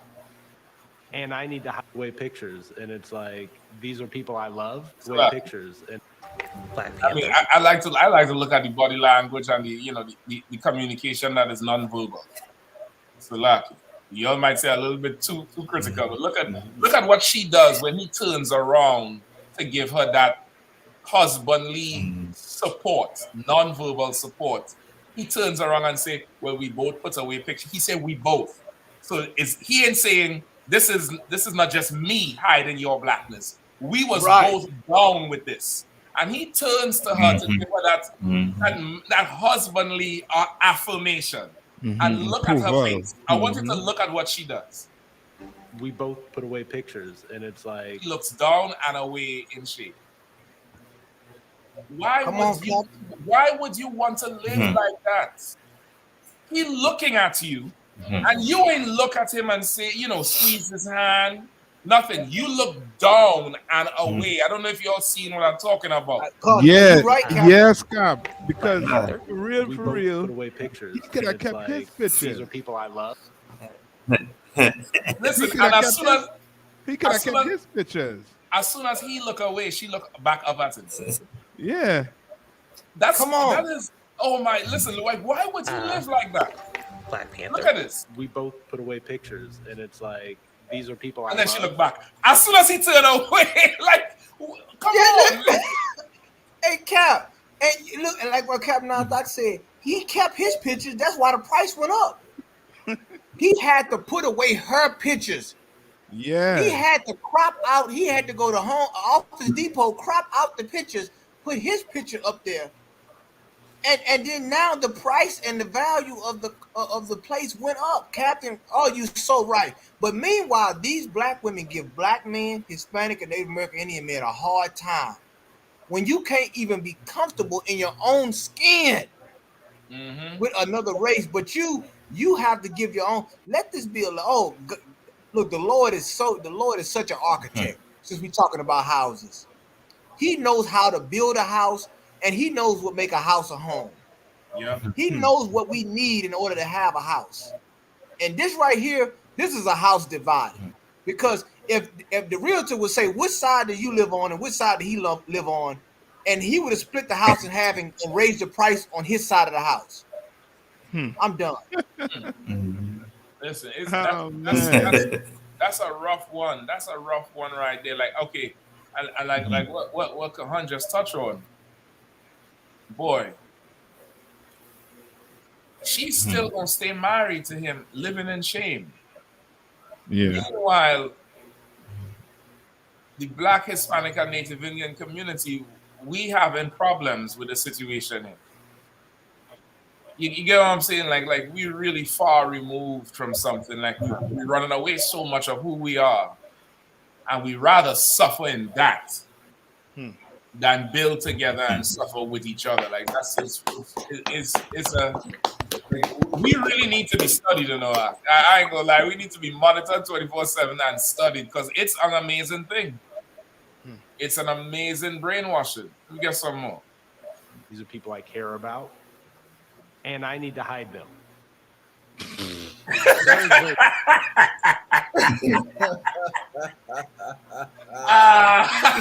Hey, listen. Oh my goodness. Hey, Cap. Look, hold on. Hey, now listen. Now, Cap. Now, Captain, you know this, Captain. So like all the brothers, you know this. Let a black man say, I gotta hide my woman. You look at her, watch her. Look, she would break the camera. A black woman would break the camera if he said that he gotta hide her in public. Listen, you don't post no pictures of her. You don't acknowledge her. So anything that screams, I need to keep you in the back, she's gonna lose her mind. Yeah. Oh boy, she married a hobo, and the hobo got to hide her. And I need to hide them. That was very tough. And then, of course, the primary thing that we did was remove both me and my son from the home during the second appraisal. But when you're doing this, what does that do to the spirit? It's crushing the spirit, of course. I'm ashamed of it. I'll be honest. And I'm ashamed of the fact that my son will see that this is something that I did. I'm ashamed to say that I really wanted to refinance and pay off my house sooner and have full equity in my home. And so I was willing to put up with that indignity to do it because I knew it was going to be effective. So it was. Slakika. Go ahead, That please. that is crazy, way. Yeah. Like he is not saying I'm ashamed that my wife has to go through this, and you know what I mean, and white America has, you know what I mean, has oppressed her people. This. He ain't saying that. No. She's saying she is ashamed. Ashamed of what? Exactly. That is Stockholm syndrome right there. You know what she ashamed Cap. of? She ashamed that because she thought this white eclectic, artist, would have been a step up for her. And it turns out that she's still nigger.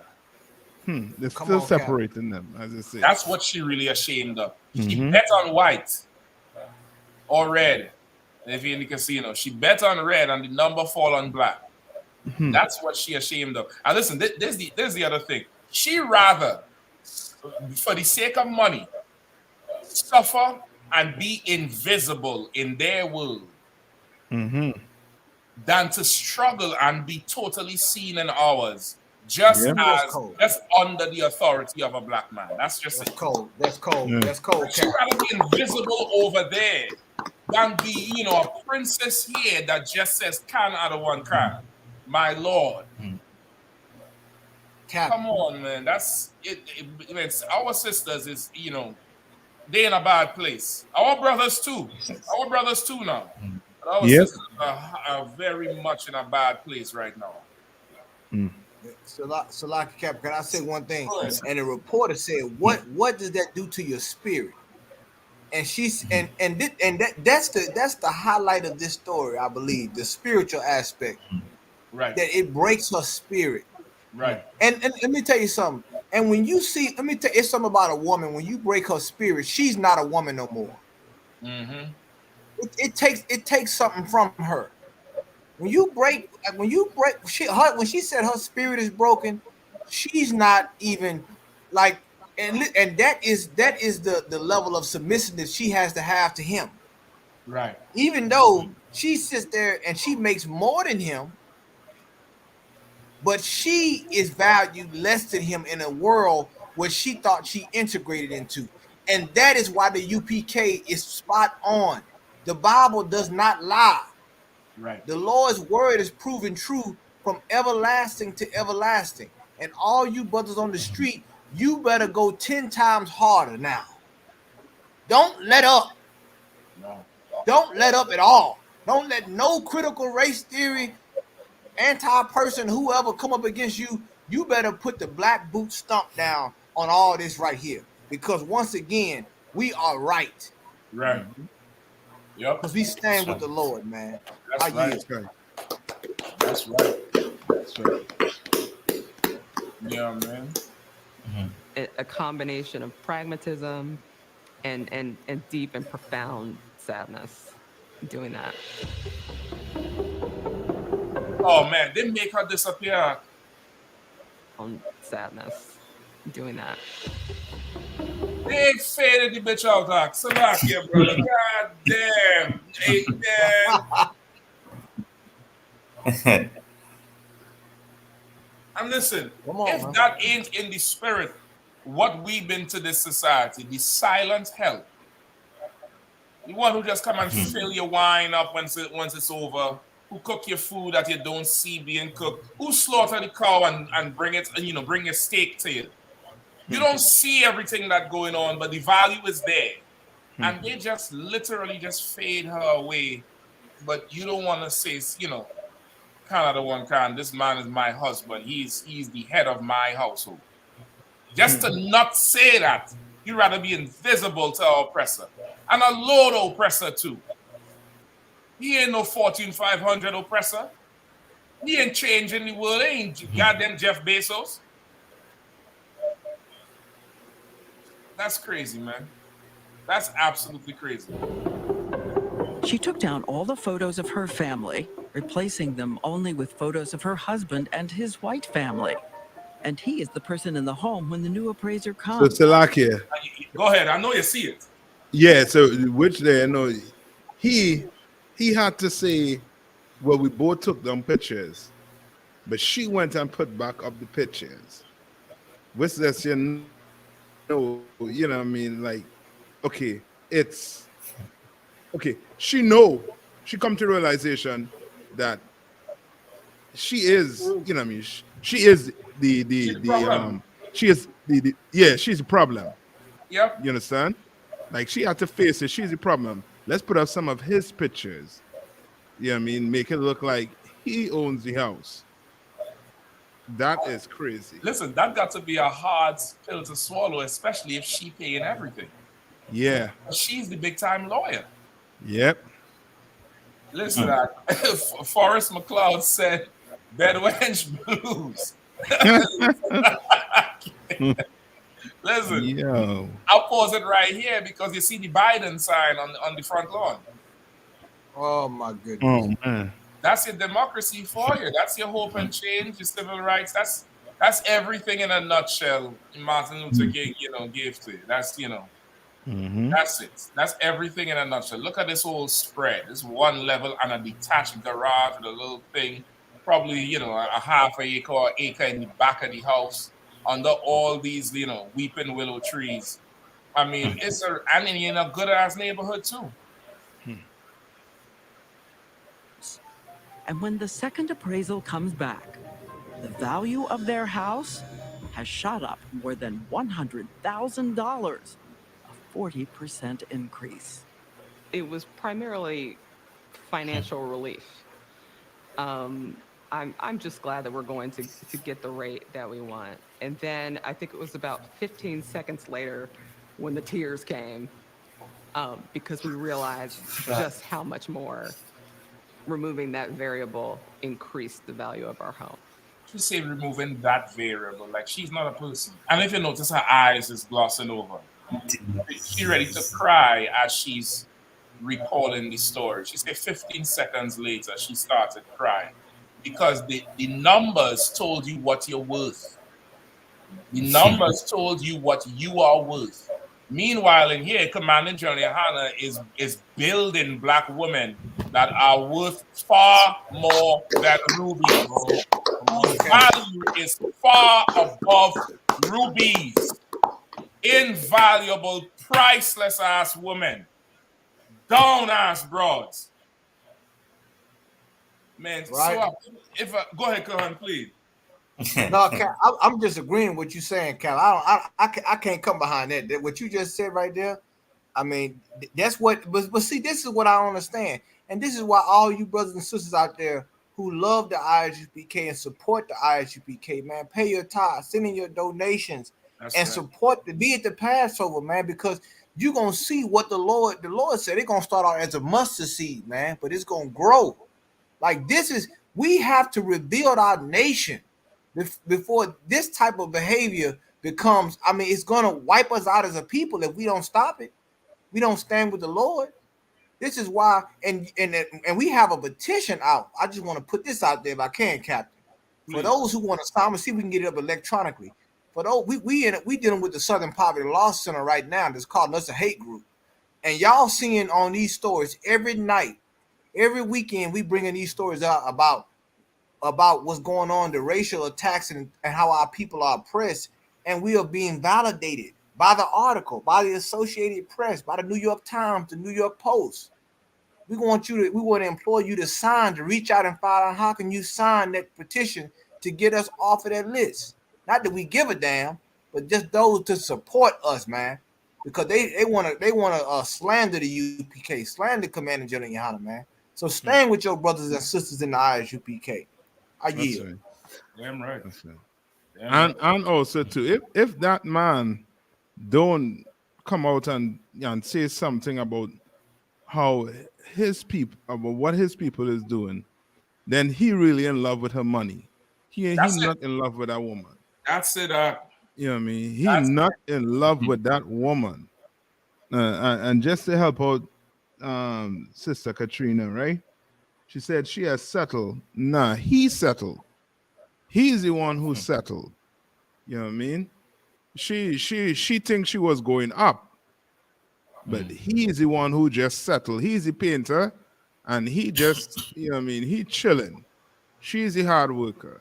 Listen, now I thought that was so heavy because, you know, and that's definitely to Water for explaining that to that sister for sure. Because as a people, you know, it's easy for us to say, well, you know, to interpret this as she's settling because of course she's the lawyer, and we know she's better. We know she's better, but in her mind, this is her knight and shining armor. Yep. In her mind, he could do no wrong. He is her hero. In her mind, he is her hero. I don't know if even how they set up the chairs in the interview. You realize she was behind him. Yeah. He turned back. He didn't turn sideways. He turned backwards to her because he is Lucifer, the son of the morning. He's the brightest thing to her. So really, he settled. He just got a literate slave. That's all. That's it. This is not a regular slave girl that brings milk and sweeps the floor. She could read the floor plans. She could keep count of the bushels of cotton. She could keep him out of jail. She have enough money to keep him out of jail when he gets into a fight down at the saloon over too much brewskis. Drink one too many brewskis and he end up in the slammer for a night. She could be down there to pay the sheriff. Yeah. You know what I mean? So what if I could get that scripture, please? Answer. The book of Deuteronomy, chapter 28 and verse 30. Thou shalt betroth a wife, and another man shall lie with her. Now, if this ain't us, I don't know who else would. If this is not us, she's down there in Florida, in Jacksonville, Florida, blackety black, extremely racist Florida, but she down there, and this is a sister. This is our woman. She belongs to our nation, but another man has done laid with her. Another man has done put seed in her. Another man has taken her spirit. Go ahead. Man, go ahead, please. Thou shalt build an house, and thou shalt not dwell therein. Thou shalt build a house, and you ain't going to be able to even live in the house comfortably. You hear how she said it was financial relief? Yep. Because she needed the refinance. She needed the house to be valued more than it was so she could get out of whatever mortgage arrangement she was in. She could, go and redo a whole new mortgage that was easier to pay. Since his paintings is, he in a dry spell. He's not inspired. He ain't painting the 17th, the 18th, or the 19th chapel. You know what I mean? He's going through a dry patch right now. He'll find his brush. He'll find his strokes sooner or later. So she needs to refinance the house to make it more affordable. When you're gonna build a house, you ain't gonna be able to live in it. Go ahead. Thou shalt plant a vineyard and shall not gather the grapes thereof. And that's it. She done put equity into the home. She done planted into the home. And the realtor come and take all the damn, all the fruit. Yep. Now, show me this in the Quran. Show me this in your Baba and Gita. Show me this in your Egyptian Book of the Dead. Show me this in your 5%er book. What's the mathematics, God? The white man said the mathematics saying that you are a nigger, $.59 That's what the oppressor's saying. This Bible is telling us who we are right here before our face, written 2,000 years ago, that this sister would go through this whole thing right here in 2020 or 2021, whatever year it was. Redlining laws. Losing your woman to the oppressor, losing your woman to adultery, losing your woman to fornication. Like, that's our book. But you still think that, we crazy or we have a problem or we racist. We telling you the truth. We telling you what life is. We telling you reality. It's just time for you to wake up. You're living in never land. That's right. That's absolutely crazy, man. I don't know if you all wanna jump real quick. And let's get to another story. I know time going real quick. Concert. Time moving on us tonight, boy. Which one you all want to do? I don't know if you all want to do the one with what is this with? I think I wanna definitely hit number 4 and number 5 real quick because boy, that's insane right there. Number 4 and number 5. Real quick, let's take a quick break, 1 minute break. We'll be right back, all right? Shalom, Israel. And when I mean Israel, I'm talking about the Black, Hispanic, and Native Indians. The Lord's 54th annual Passover is going down again this year, sundown, April 1st at 500 South Salisbury Street in Raleigh, North Carolina at the Downtown Conventional Center. It's got enough room for all of us. The Lord's 54th annual Passover. Last year, brothers and sisters showed up from all over the world, rocking ancient garments and glorious apparel in order to serve the Most High in Christ. Now, it's that time again. Commander General Yohanna is putting out the decree for all brothers and sisters to show up sundown, April 1st in Raleigh, North Carolina. Join us at the Sheridan in Raleigh, the hotel right downtown. It's at 421 South Salisbury. The Passover is right up the block at the Convention Center, literally within walking distance. Make sure you pull up. Make sure that you do your due diligence because rooms are going fast and they are limited this weekend. You understand? We have months in advance of preparation. Do not wait till the last minute to get your room. The Lord's 54th annual Passover, Saturday, April 1st in Raleigh, North Carolina. Join us there. It's about time, send the curses to them enemies. All right. We're back in it. Don't forget, April 1st, y'all get on down to Raleigh, North Carolina. You know what I mean? We're going to be doing the Passover down there. Commander General Yohanna going to be rocking it out. Done damn near, took over the whole damn city. You know what I mean? And we're going to do some on top of that. So, you know what I mean? So where we going next? Let's get our FBI report, boy, because that report, I mean, according to the FBI, Kyrie Irving and Kanye West did nothing wrong. According to the FBI, brother. So what, you got it? That 4, right, sir? Salakia. Yeah, I think it's number 4. Hold on, let me see where we at. Yeah, number 4. Can. Right. U.S. sees white supremacist propaganda jump to an all-time high, Salakia.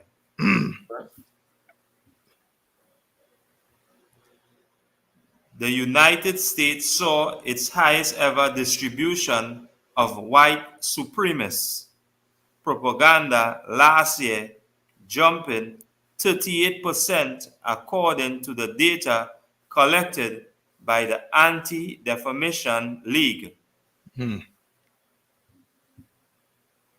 The group recorded 6,751 incidents of propaganda activity in 2022 and jumped from 4,876 in 2021 that the ADL attributed to growth in the number of white supremacist groups and their membership. So they had down near 40%, almost half increase in activity. That's crazy. White supremacist activity in the past year. Now keep reading. This is gonna get way more interesting. Can. There is no question that white supremacists and anti-Semitists are trying to terrorize and harass Americans and have significantly stepped up their use of propaganda as a tactic to make the present known in communities nationwide. Jonathan Green Battelle, president of ADL, said in a statement alongside the report, 3 white supremacist groups, Patriot Front, Gaim Defense League, and White Lives Matter, were responsible for 93% of this year's activity, which includes banners, posters, and events. So now they're saying they have they're saying they're saying all this propaganda, this increase in the propaganda, which is really them just trying to recruit people and make their presence felt, is really attributed to these 3 groups. I noticed they left out the Proud Boys, but that's another thing, and the Oath Keepers. You know what I mean? But I want you to skip down to where. Hold on, where you at now? The Goyim one, right? Yeah. Uptick in anti, right? Give me yeah, keep reading that. Can. Much of that content was specifically anti-Semitic in nature. Say it again. Much of that content was specifically anti-Semitic in nature. Meanwhile, these 3 groups is responsible for 97% of all the presence you see, the white supremacist presence. And the majority of what they did was anti-Semitic stuff. And your CNN, your ABC News, your CBS, your NBC, your sportscasters was ready to lynch Kyrie Irving. But these groups get a pass. Ain't nobody talk about these groups and the anti-Semitism. They was ready to hang Kyrie Irving over a tweet arc. These groups taking to the streets and making flyers and calling for the death of these Semites. And nobody's not a peep. And they're on the FBI list, brother. The article will tell you that. But Kyrie Irving is in the news. Keep going. With ADL noting that such propaganda surged from 352 incidents in 2021 to 852 incidents last year. Over 100%. Over 100% increase. It's That's crazy. Go ahead. The uptick in anti-Semitic propaganda was largely due to the Goyim Defense Leagues growth and the initiation of propaganda campaigns, the formation of several new anti-Semitic white supremacist groups in 2022 also contributed to the rise in anti-Semitic incident, ADL found.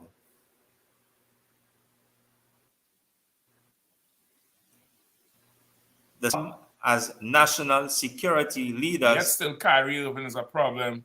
What Kyrie was saying is a problem.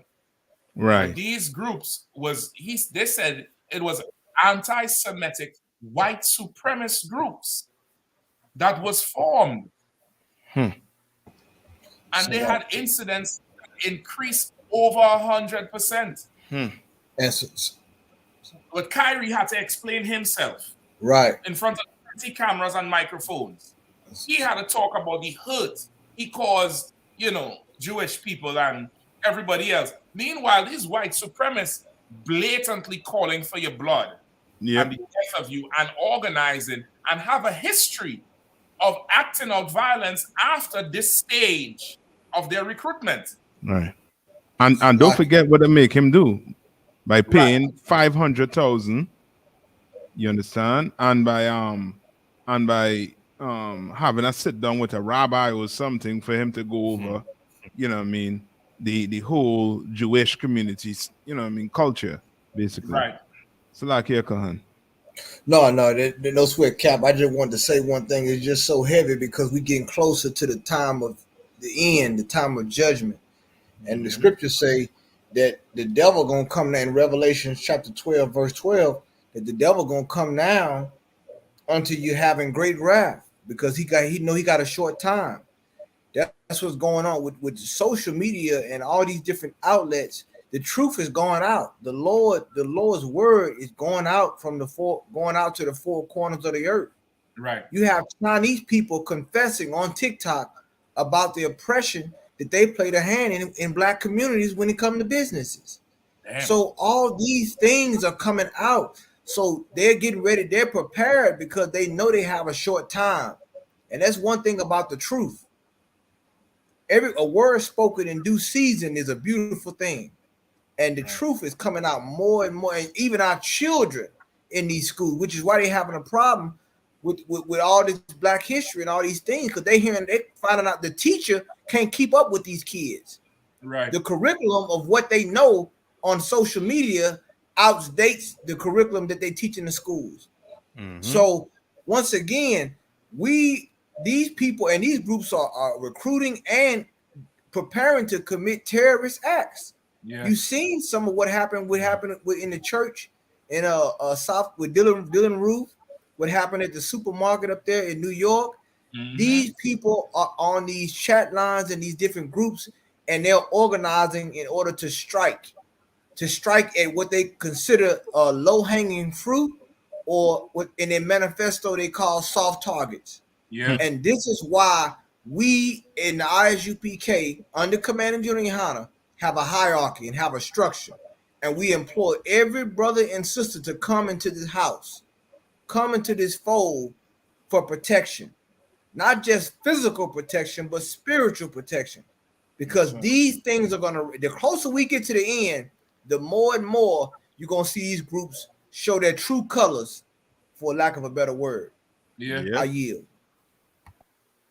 Yeah. It's absolutely crazy. And, you know, the media is not holding these accountable for it at all. They're trying to scapegoat everybody else who has no history at all of being violent, no history of connected hidden networks that, you know, you could plan a whole insurrection and storm in your Capitol building, you know, with no interception from your so-called, you know, your alphabet boys who do all the surveillance. And you have the numbers to prove that these groups are growing and surging and have the ability to do violence, but yet still Kyrie Irving is anti-Semitic and Kanye is anti-Semitic, and they're bad for, you know, they hurt little Jewish people feelings, and all these teachers coming and talking about Jewish students is asking them, why does Kanye West hate us? And so how come you're asking about these people? Yep. How come nobody asking about them? Who the hell is the Goyim Defense League? Good night. I guess that's the antithesis of the Jewish Defense League, the JDL. The Goyim is supposed to be what, the heathen, right? Or what they call heathens. I'm not too sure. I believe that Goyim word is what they refer to as heathen. I believe so, Cap. I believe in Yiddish. Right? I think that's what it means is, you know what I'm saying, for heathen. I believe that's a term. I could be wrong, but I'm leaning toward that, what they're saying. That's what the Goyim mean, the people who are outside Israel, outside the Commonwealth of Israel. That's exactly what it is. A term used by Jewish people for a non-Jewish person. And if I can too, Cap, and a lot of these people don't understand that these white radical groups who took an uptick after Trump, and if I want to add this too, that they also still believe Trump is the president by default, Right. even though he's not in office. That's who they have allegiance to in most cases. But at the same time, the FBI, who dragging their tail on these groups, and not, of course, they focus on black groups and people who speaking about oppression. They want to eliminate the FBI. Remember, after the FBI raided Donald Trump, they had a whole campaign called Defund the FBI, because the FBI is a buffer group in the way of them attacking us. That's how they look at it. They want in order for them to be able to deal with us effectively, all these government groups got to get out the way. Yeah. That's how they look at it. You in the way of us really dealing with the Negro problem, with the Hispanic and Native American Indian problem, because we would deal with it if you wasn't in the way. Right. That's how they look at it. Yep. I don't know if you all saw the news. But you watch that Fox News, but that whole January 6th, they were showing a video where you was literally seeing the police escorting them in to different rooms in the White House. See? Yeah, you know what I mean? And the weedy problem. Exactly. They for sure, the reason why they ain't talking about it is because these police or these people in these FBI, CIA is high up in ranks in some of them stuff, or have some family member in it. You understand?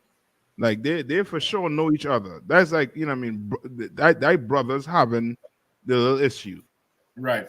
And one of them standing in the middle and say, no, you ain't gonna get to do that today. Right. You know what I mean? But they for sure know each other. Each other well. That network run deep. Yeah. You know what I mean? That network run deep. That network have nepotism in that network, because the father and the grandfather and the uncles worked in whichever precinct and served in this infantry, and was this chief officer in whichever wing or branch of the CIA or FBI. That thing run deep. It runs real deep. Go ahead, And if I could, now I'm going to just prophesy this now. And you going and this is the thing. See how those Jewish people, the Jewish people are saying that these hate groups are anti-Semitic and so forth. I'm just gonna say this. It's Jewish people in those groups.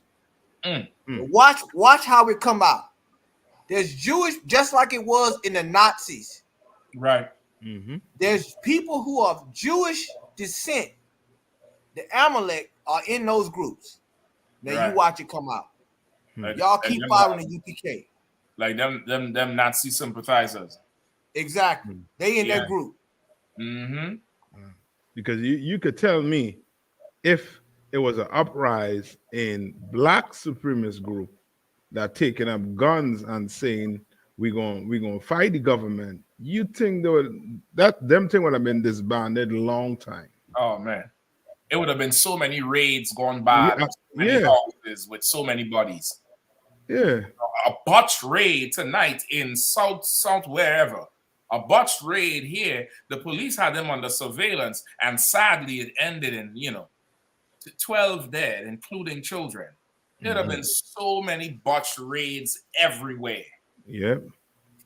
Now, so they found illegal guns, illegal this, you know what I mean? That for sure deal with us. Yep. But when it comes to them, it's a ton of paperwork. There's a ton of dossiers. They don't even call them files. They call them dossiers now.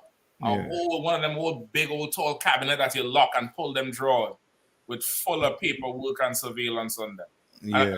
I guarantee you from there is where you get in, like that story you brought out last week with the farmers in Colorado. Right. Like the people who are harassing them, I wouldn't doubt they have ties to these people here. Yeah. Because you can't really just do something like that just being a neighbor who hated. You had to have some sort of cushion, some sort of secret number to call if you get into problems. Yep.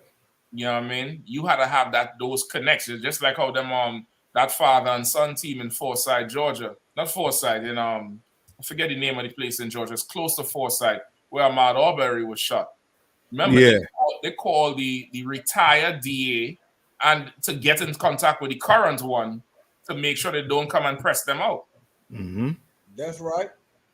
You know what I mean? Like, so, like, this thing run real deep. And while they looking up, Black and Hispanic, man, what you doing? Well, Black, Hispanic, Native Indian, what you doing? Who you looking up with? Go ahead, If I could, they're too busy trying to paint themselves a new reality with a white painter trying to buy a house. Trying to buy a house. Yeah. That's where your fight is. Your fight is trying to get a better house, a better position in their society.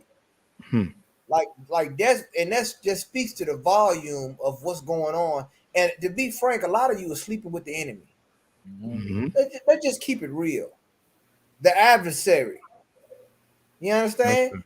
And you don't understand that you are a pawn in a chess game. A lot of you are collateral damage, believe it or not.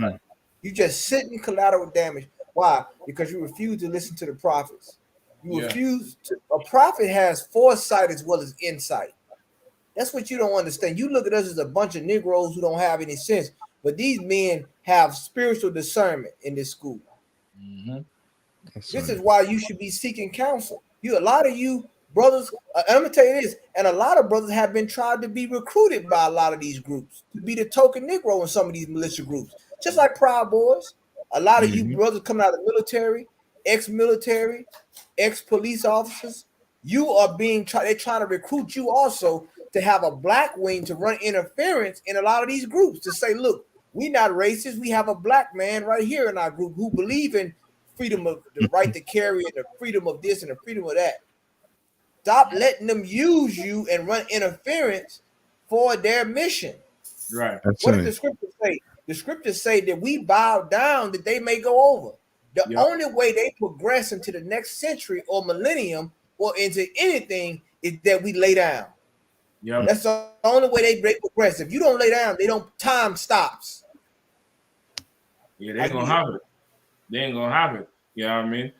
Or besides being a token blackie in the group, I have a black wife who is a social justice lawyer, so I can't be racist. Yeah.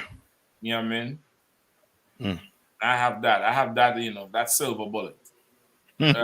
So give me some more there. Them last 3 articles is it. The last 3 paragraphs. The last 3 paragraphs. The spike come as national security leaders have repeatedly warned that white supremacist extremists are increasingly large share of the domestic violent extremists in the U.S. So in other words, the white supremacist extremists are an increasingly large share, meaning they're already taking up the majority of domestic terrorism. But that part of the pie chart is growing every year. It's growing more and more and more every year. But Kyrie Irving is the problem. Hebrews to Negroes is the problem. That. Yeah. That's right. An Amazon movie is the problem. I don't understand, brother. Man, listen. Cap, can I say one thing? Please go ahead. And the more the recruitment, the more resources they have, and the more they can do different. I seen one article where they were trying to attack the power grid, brothers and sisters. Yeah. These people here, they want to they know America's falling. Okay, let's just keep it real. But they want to re-upload America to America 2.0. But the problem is, like the scriptures say, they don't have that much time. Time is running out. So they have to hurry up and try to gather their forces and try to figure out that they say the final solution. You know what I'm saying? But time is running out. Our king is on his way. And we have to understand that these are the times that we living in. What the scriptures say? The scriptures say every nation gonna turn to their own people. Right. That's where it's about to go. You don't know what these people have got planned, but just believe they planning something. And you ain't a planning part of something, right? They planning something, right? And what are your pastors doing? What are your preachers and your imams doing? They telling you to love everybody. Yep. They telling you, they're not telling you to fortify and come together. They have not been watchmen, like the scripture said. The scriptures say the watchmen are supposed to blow the trumpet when they see danger coming. Who you see blowing the trumpet on these streets? It ain't number one group out there that's certified, you know what I'm saying? That's anointed and appointed by the Most High to be doing this, and that's the I.S.U.P.K under command of GEN.YAHANNA. Oh, that's right. We blowing the trumpet. You That's understand? right. And a lot of you already know what we saying in the police force. You see the white supremacy tattoos in the military and so forth, in law enforcement. You know it. You know what we saying the truth. You can't even look us in the face because you know what we saying is the truth, but you're a coward. That's the problem. You're a coward. Yeah. I yield. Yep. Go ahead, so what? Can racially motivated violent extremists, specifically of the sort that advocates for the superiority of the white race, is a persistent involving treaty FBI director. So they basically saying the racially motivated violent extremism, meaning these activists that you might call them political activists or patriotic activists that commit violence that are racially motivated comes from a white supremacist point of view or white supremacist stance.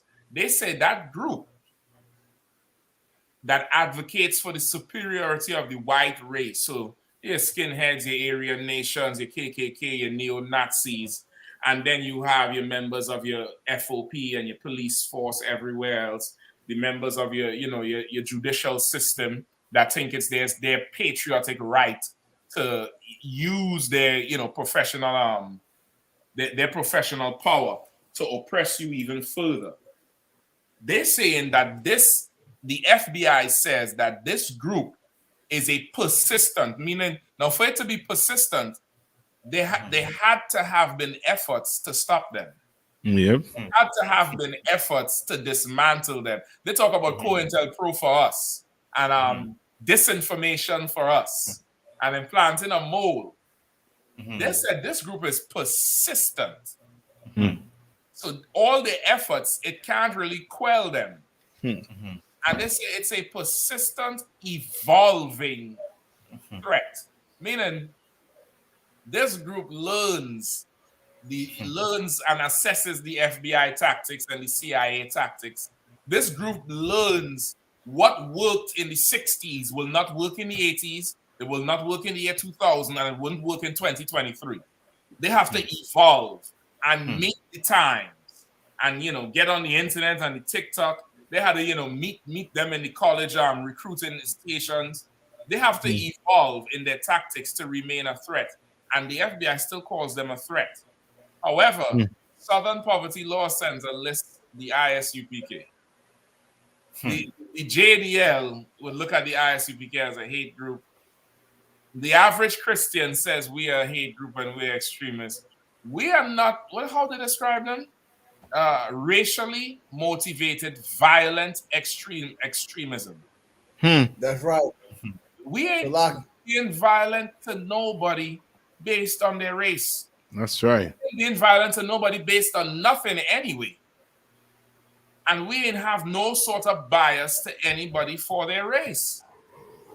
This is our plight is about justice. That's right. Their plight, according to the FBI, the Federal Bureau, the Government Office of Investigation, their motive is specifically of the sort, and I quote, that advocates for the superiority of the white race. We just want justice. You want to be superior. Nigga, you went to the moon. You run the country. You are artists and could get a goddamn black lawyer to marry you and pay for your house. How much superior do you want to be? You're Superman and Batman. It's almost like he trying to create a villain. You know what I mean? Yep. He trying to create villains. He on top of everything. You know what I mean? Ain't nobody could defeat him, but he Right. trying to create something for, you know what I mean, to hate, something to fight, something to shoot and kill. And destroy. You're right. You're right. Like his life is so good. He has no natural enemies. He has no natural threats. So now he had to create this threat and become this thing itself just so he could go home every day and have a purpose. You the devil, the Bible stuff. That's right. Go ahead, damn right.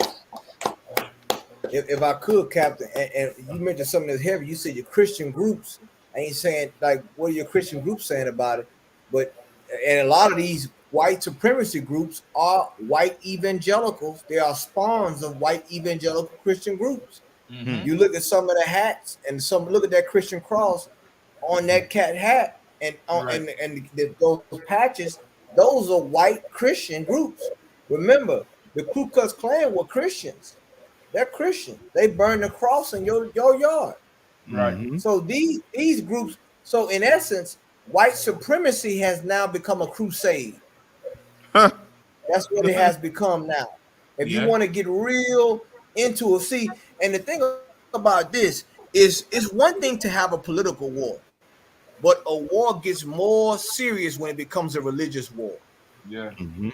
This is why when they were trying to talk about the Arabs and all this, and we know the Arabs, they definitely they radical with their religion, but also Christianity is white Christianity is very radical. Yeah, extremely. They don't believe in nonviolence. They don't like black Christianity believes in nonviolence, but white Christianity believes in the right to arms and the right to fight against their own government. They had a Christian cross at January 6th when they took over the Capitol, a wooden cross. Make no mistake. You understand? So this is which is why we teach in the I.S.U.P.K. and let people know that is the mark of the beast. So this is what the nature of the beast that we're dealing with. Yeah. So like I yield. Yep. No, you so right. You so right. They believe in the white Jesus. They believe in the good white Jesus. Remember that boxer Tyson Fury? He said that after he beat up Deontay Wilder. He said, "I want to give all honor and praises to the white Jesus." And all his friends was in the back saying, "Y'all go look it up. Y'all go look it up." At that fight where he beat him in England, he said, "I want to give thanks to my Lord and Savior, the white Jesus." And his friends was in the back like, "White Jesus, white Jesus." Like that's them. That's absolutely them. But somehow, we the problem though. Somehow you had to pick on Kyrie Irving. Meanwhile, these is people training to do violence to you, according to the FBI. Read that last paragraph for me, Swap, if you don't mind. Can. It's the biggest chunk of our racially motivated, violent extremist case for sure. Say who? Good night. He said this is the biggest chunk of our racially motivated, violent extremism for sure. They ain't had no question about it. The FBI say this is a for sure. Listen, it's a for sure case, Johnny.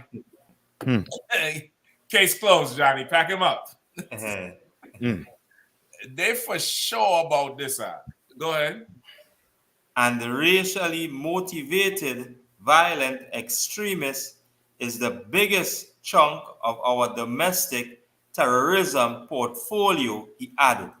So now, if this is the biggest chunk of your domestic terrorism, and I know by biggest chunk, they mean 99.5%. I know that's what they mean. Which means Peyton Gendron, who was the criminal up there in Buffalo, New York, who was the shooter, they know he's from a violent, racially motivated extremist group. That's right. They know Dylan Storm Roof is the same way. They know these cops. They don't know these violent extremist groups don't infiltrate the police system. Mm-hmm. Don't infiltrate the military. And as you're saying that January 6th always coming up, you saw it in January 6th. Come on. You know what I mean? Where they just let them in. Because if that was brothers on that front, on them front lawn or whatever, we wouldn't have make it to the lawn. Nah. We'd have been we would have just make it, we'd have been laid out on the pavement. Yep. And listen, now in fact, what you saying there, that ain't no that ain't just old talk. You remember when they had the I want to believe it's Black Lives Matter had a march, and they marched by this millionaire couple's house, and the couple went in and grabbed their guns and came out front. Yeah, I think I remember that. Had there was it was some group that marched with guns in a state where it was open carry. And they ain't marching on the people them lawn. They're just marching in the street. And this white couple, some big rich couple, they came out with the guns and was pointing it at the grouper. So what you saying there is that's really true. Like if you protesting something, you can't even come close to their lawn. But somehow a white group with straight violent intentions who's saying, where's Pence? And built a gallows saying this is for Pence. Storm the Capitol. And you did nothing. You ain't point no gun at them. You wait till one of them women, reach all the way in the rotunda before you shot her in the damn chest. And then you went on to humanize her and show how she was this athlete and she had a child and blah, blah, blah, blah, blah. And saying it was unfortunate to have this casualty. Meanwhile, these people killed, I think, 2 or 3 cops? Them to death? Yeah. One cop, they just squeeze him into the wall. The whole mob. He's over a broken section of the door, screaming for help because the glass is going through his damn his equipment. He's screaming, and you all ain't stopping that. But somehow, the Israelite school at I.S.U.P.K under command GEN.YAHANNA is a problem. Passover is April 1st. That's right. I pray you understand that. That's going to be a problem. And the Lord decided to let these plagues loose on this land. There's no extremist group that you could form. There's no extremist group that you could organize and mobilize to stop the Lord from punishing you for your well-deserved and well-earned judgment. That's right. There's not. Like, that is insane. The FBI says the largest domestic threat they have with violent groups is these white supremacists. And they make up the majority of anti-Semitism threats. But Kyrie Irving had to apologize. Brother, this place is something else, you know? Yep. No FBI agent came out and said, listen, man, we watching things. Kyrie Irving did nothing wrong. But you see these groups right here? In fact, you got some of them in the basketball owners. They fund some of these groups. Like, that's who you had to watch. Man, listen, y'all better come into the U.P.K and learn how to have freedom in your spirit. That's right. Learn how to have freedom and power and stand up in integrity in your spirit so you could speak and say the truth. But in this Bible said, know the truth and the truth will set you free. That's right. You know what I mean? Like, that's crazy, man. I read that thing and I was like, these people know what's going on, but they make it out like we the problem. Right. I know what else they want, man. I really ain't know what else they want. They're going to learn, though. They're going to learn one day. They're going to be able to get it. You know what I mean? April 1st, man. What are we talking about? April 1st is going to be down there. We're going to be down there honoring the Lord. Raleigh, North Carolina. The Raleigh Convention Center. Hold on. Let me see if I can get a picture of this place. Now if that carrying us to the what's called that place where where's the place from Avatar? Now it's carrying us to planet Pandora, Akim. Look at this place, look at this. I think I'm gonna get a whole blue garment, like one of them big, tall blue avatar aliens. Look at this place, brother. We're gonna be in planet Pandora right there, brother. We're gonna be in one accord, everybody linked up just like aliens and them. That's a ridiculous venue. Listen, man, we gonna get down there. We gonna turn that thing upside down. We turn that thing inside out. We gonna go over there and show you how the Lord's people really roll in class. You know what I mean? With integrity. We gonna show out for the Lord for what He did for us so many years ago, and we gonna honor it, till the day we die. We gonna honor it till the day we die, or when Christ come back, whichever one come first. That's right. Down there, Raleigh Convention Center, man. Baddest venue I personally have ever seen. That's a ridiculous venue right there. But if you ain't there, I mean, shit, you're going to be upset with yourself. You're going to be upset with yourself, man. $200 for every adult 17 years and over. Go to ISUPK.com. Pay your tithes. It's tax season. Pay your tithes for sure. Don't play with that. Pay your tithes for sure. And next, you all get into that Passover feed, man. $200 for every person, 17 years and over. Get that in. Go to the website, ISUPK.com. Reserve your bus. You know what I mean? 9 o'clock, you want to tell them about that bus and the tour stuff? Yes. So, brothers and sisters, y'all want to reserve that seat for the tour. That Black Wall Street, you know what I mean? Come down here and have reserved 4 buses, you know what I mean? $20 a seat. You all want to, you know what I mean, start getting your seat. Go to the ISUPK 144.com and click on Passover, scroll all the way, you know what I mean, scroll all the way down until you see that bus. It might say black all black party. You want to reserve your seat. You understand? You don't want to wait. Don't wait too long. There's a limited number of seats. All right. Yep. And that will hold you for Starkville, and that's gonna hold you for the all black party also too. All right. Starkville, the Black Wall Street. Starkville. Yeah, I mean, y'all come down there and get it in. We have the Black Wall Street tour. We have Starkville. Hold on, let me see if I get them up. We have the Black Wall Street tour Thursday, March 30th, started at 10 a.m., I believe, Durham, North Carolina. Now, that bus is very imperative because if you're not on the bus, you're not going to be able to hear the tour. They have tour guides that are going to be on the bus standing, and we go into the different, historic locations, and the damn near going to be giving you the lecture on the bus, damn near. You know what I mean? Breaking everything down on the bus, pointing on different things, answering questions. You're not going to be able to hear it from your car. You know what I mean? So I advise you to get on that bus. Seating is very limited. If you register early and it's enough, we might be able to get, we might be able to work something else out. But get on that bus early. If not, I don't know what else could happen. You know what I mean? Then we have the Starkville Plantation tour, same day, 1 p.m. in the afternoon. Hold on, let me just go back. The Black Wall Street tour is $18 for an adult, $2 for children. $18 for adult and your child, whoever per person. Then there's no age limit. Whether it's an adult or a child, it's $18 once you're taking up a seat on the bus. $18 for the tour itself. The bus transportation command and journey haven't been provided. You're going to go and get that link. Contact your camp leader if you're lost. You're going to get that link. You could pay for the bus, where you're going to have the bus for Thursday all day, all the way into the night, and also your transportation to the Passover on Saturday, right? That's a separate thing.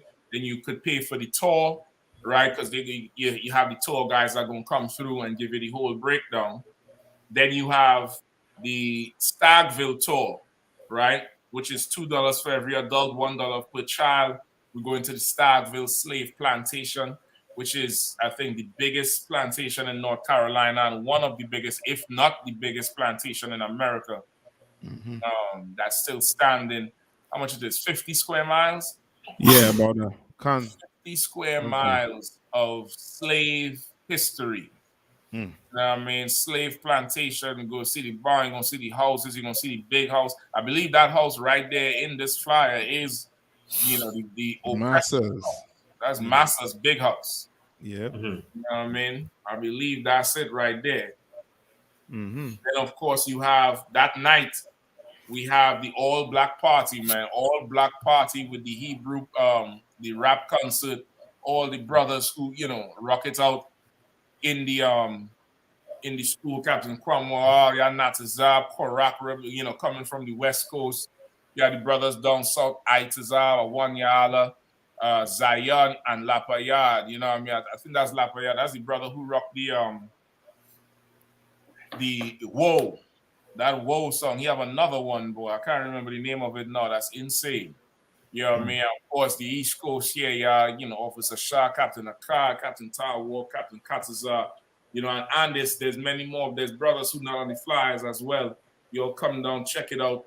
Thursday night, the Durham Armory. Don't forget Wednesday, Slaughter the Lamb, man. Slaughter the Lamb at 1921 Strickland Road, Clayton, North Carolina. Is not too far away from Raleigh. I believe 25 minutes out. A1 Custom meets Wednesday. That's the kickoff event. You come down there Wednesday early, check into your hotel, call now, let them know you want an early check-in, man. Let them wake them people up and get them out. 9 o'clock, go and knock on the room service, get out, because the Hebrews will be there at 12. You know what I mean? The Hebrews going to be there at 12. We're going to pimp right over to that damn farm and, get some of that mutton, like they say in the UK. Parasha them coming to get some of that mutton. That's right. Some of that good mutton. I told Shamgar he better leave that bull alone this year. They said the horns on the bull big like the bull. I don't know what the hell he think he going to do. He better leave that bull alone this year, man. Then Friday you have the kids' party. And in the morning time, 10 to 2. And I think after the kids' party, you have scripture breakdown with General Hyman, 7 p.m. At the Sheraton Ballroom. You know what I mean? Right across the street from the Passover venue at, General Hyman's regular annual Passover scripture breakdown class. Everybody in attendance. General Commander GEN.YAHANNA done rent out a huge room, man. Huge room with drinks, with food. You'll come on down there, get that scripture breakdown. You'll know how that's going to be. Night before Passover. And of course, Saturday, April 1st, the Lord's Passover, man. 54 years in the game. 54th annual Passover starting at April 1st at 5 p.m. Now, let me tell you something. I know Israel like to be fashionably late. You will not be allowed in if you're late. The door's going to be closed on you. You're going to really feel like you're in the kingdom and you're outside the gate, man. You're outside the gate. If I was you, I would try to be seated by 4:15. I would try to be seated or 4:30 latest. Get up, piss, do whatever you want to. Because when Captain Ashapariam give the order to blow them horns, brother, yikes. I wouldn't want to be moving around at that point. I wouldn't want to be. People gonna look at you like that fool who was walking through the congregation with the Midianitish woman. Everybody gonna be up, hands up, praying. You trying to find a seat? They're gonna look at you like, where the goddamn javelin? I mean, get in there early, Israel. Get in there early. This is our day, man. Be seated early and wait. And 5 p.m. is gonna kick off, man. 5 p.m. is gonna kick off, and of course the next day. April 2nd is one it go hand in hand. The Feast of Unleavened Bread will technically start the night before Passover. The Feast of Unleavened Bread is going to be that Sunday, April 2nd, 7 p.m., hosted by 12 Shield General Hyman. Been doing it 20 years, rocking it out, bringing out the truth, making you understand that Feast of Unleavened Bread and what it really means for us, man. That's right. Yeah, I mean, Commander GEN.YAHANNA have a huge week packed for us. Make the sacrifice. Get down there. Come support the Passover. Support the truth. Pay your tithes. Get down with the UPK, man. We're gonna rock it out. You know what I mean? Anything else, Akim, before we roll? Nah, that. You know what I mean? Again, you know what I mean? On? La, sir. We good. So what? Anything you want to say before we roll out that? Well, so like yes, just as Commanding General Anna has continued to raise up righteous brothers and sisters and coming into this truth, you really see what brotherhood and sisterhood is really like in the earth, and That's right. to really get that experience, again, you must come under righteous black men, and that we miss. So like yes. That's right. That's right. I see you showing off that cover back there. You're showing off that cover back there. It comes through the straight gate. That's right. You know what I mean? You come through the straight gate. You ain't hop over the fence. You ain't storm the party, so what? You come to the gates. General admission. You know what I mean? So we're going to be back next week, Lord allow. That's right. You know what I mean? And we're going to be rocking it out heavy until the Passover night, man. Shit, we might have to do something Passover night for a short time. You know what I mean? Man, yeah.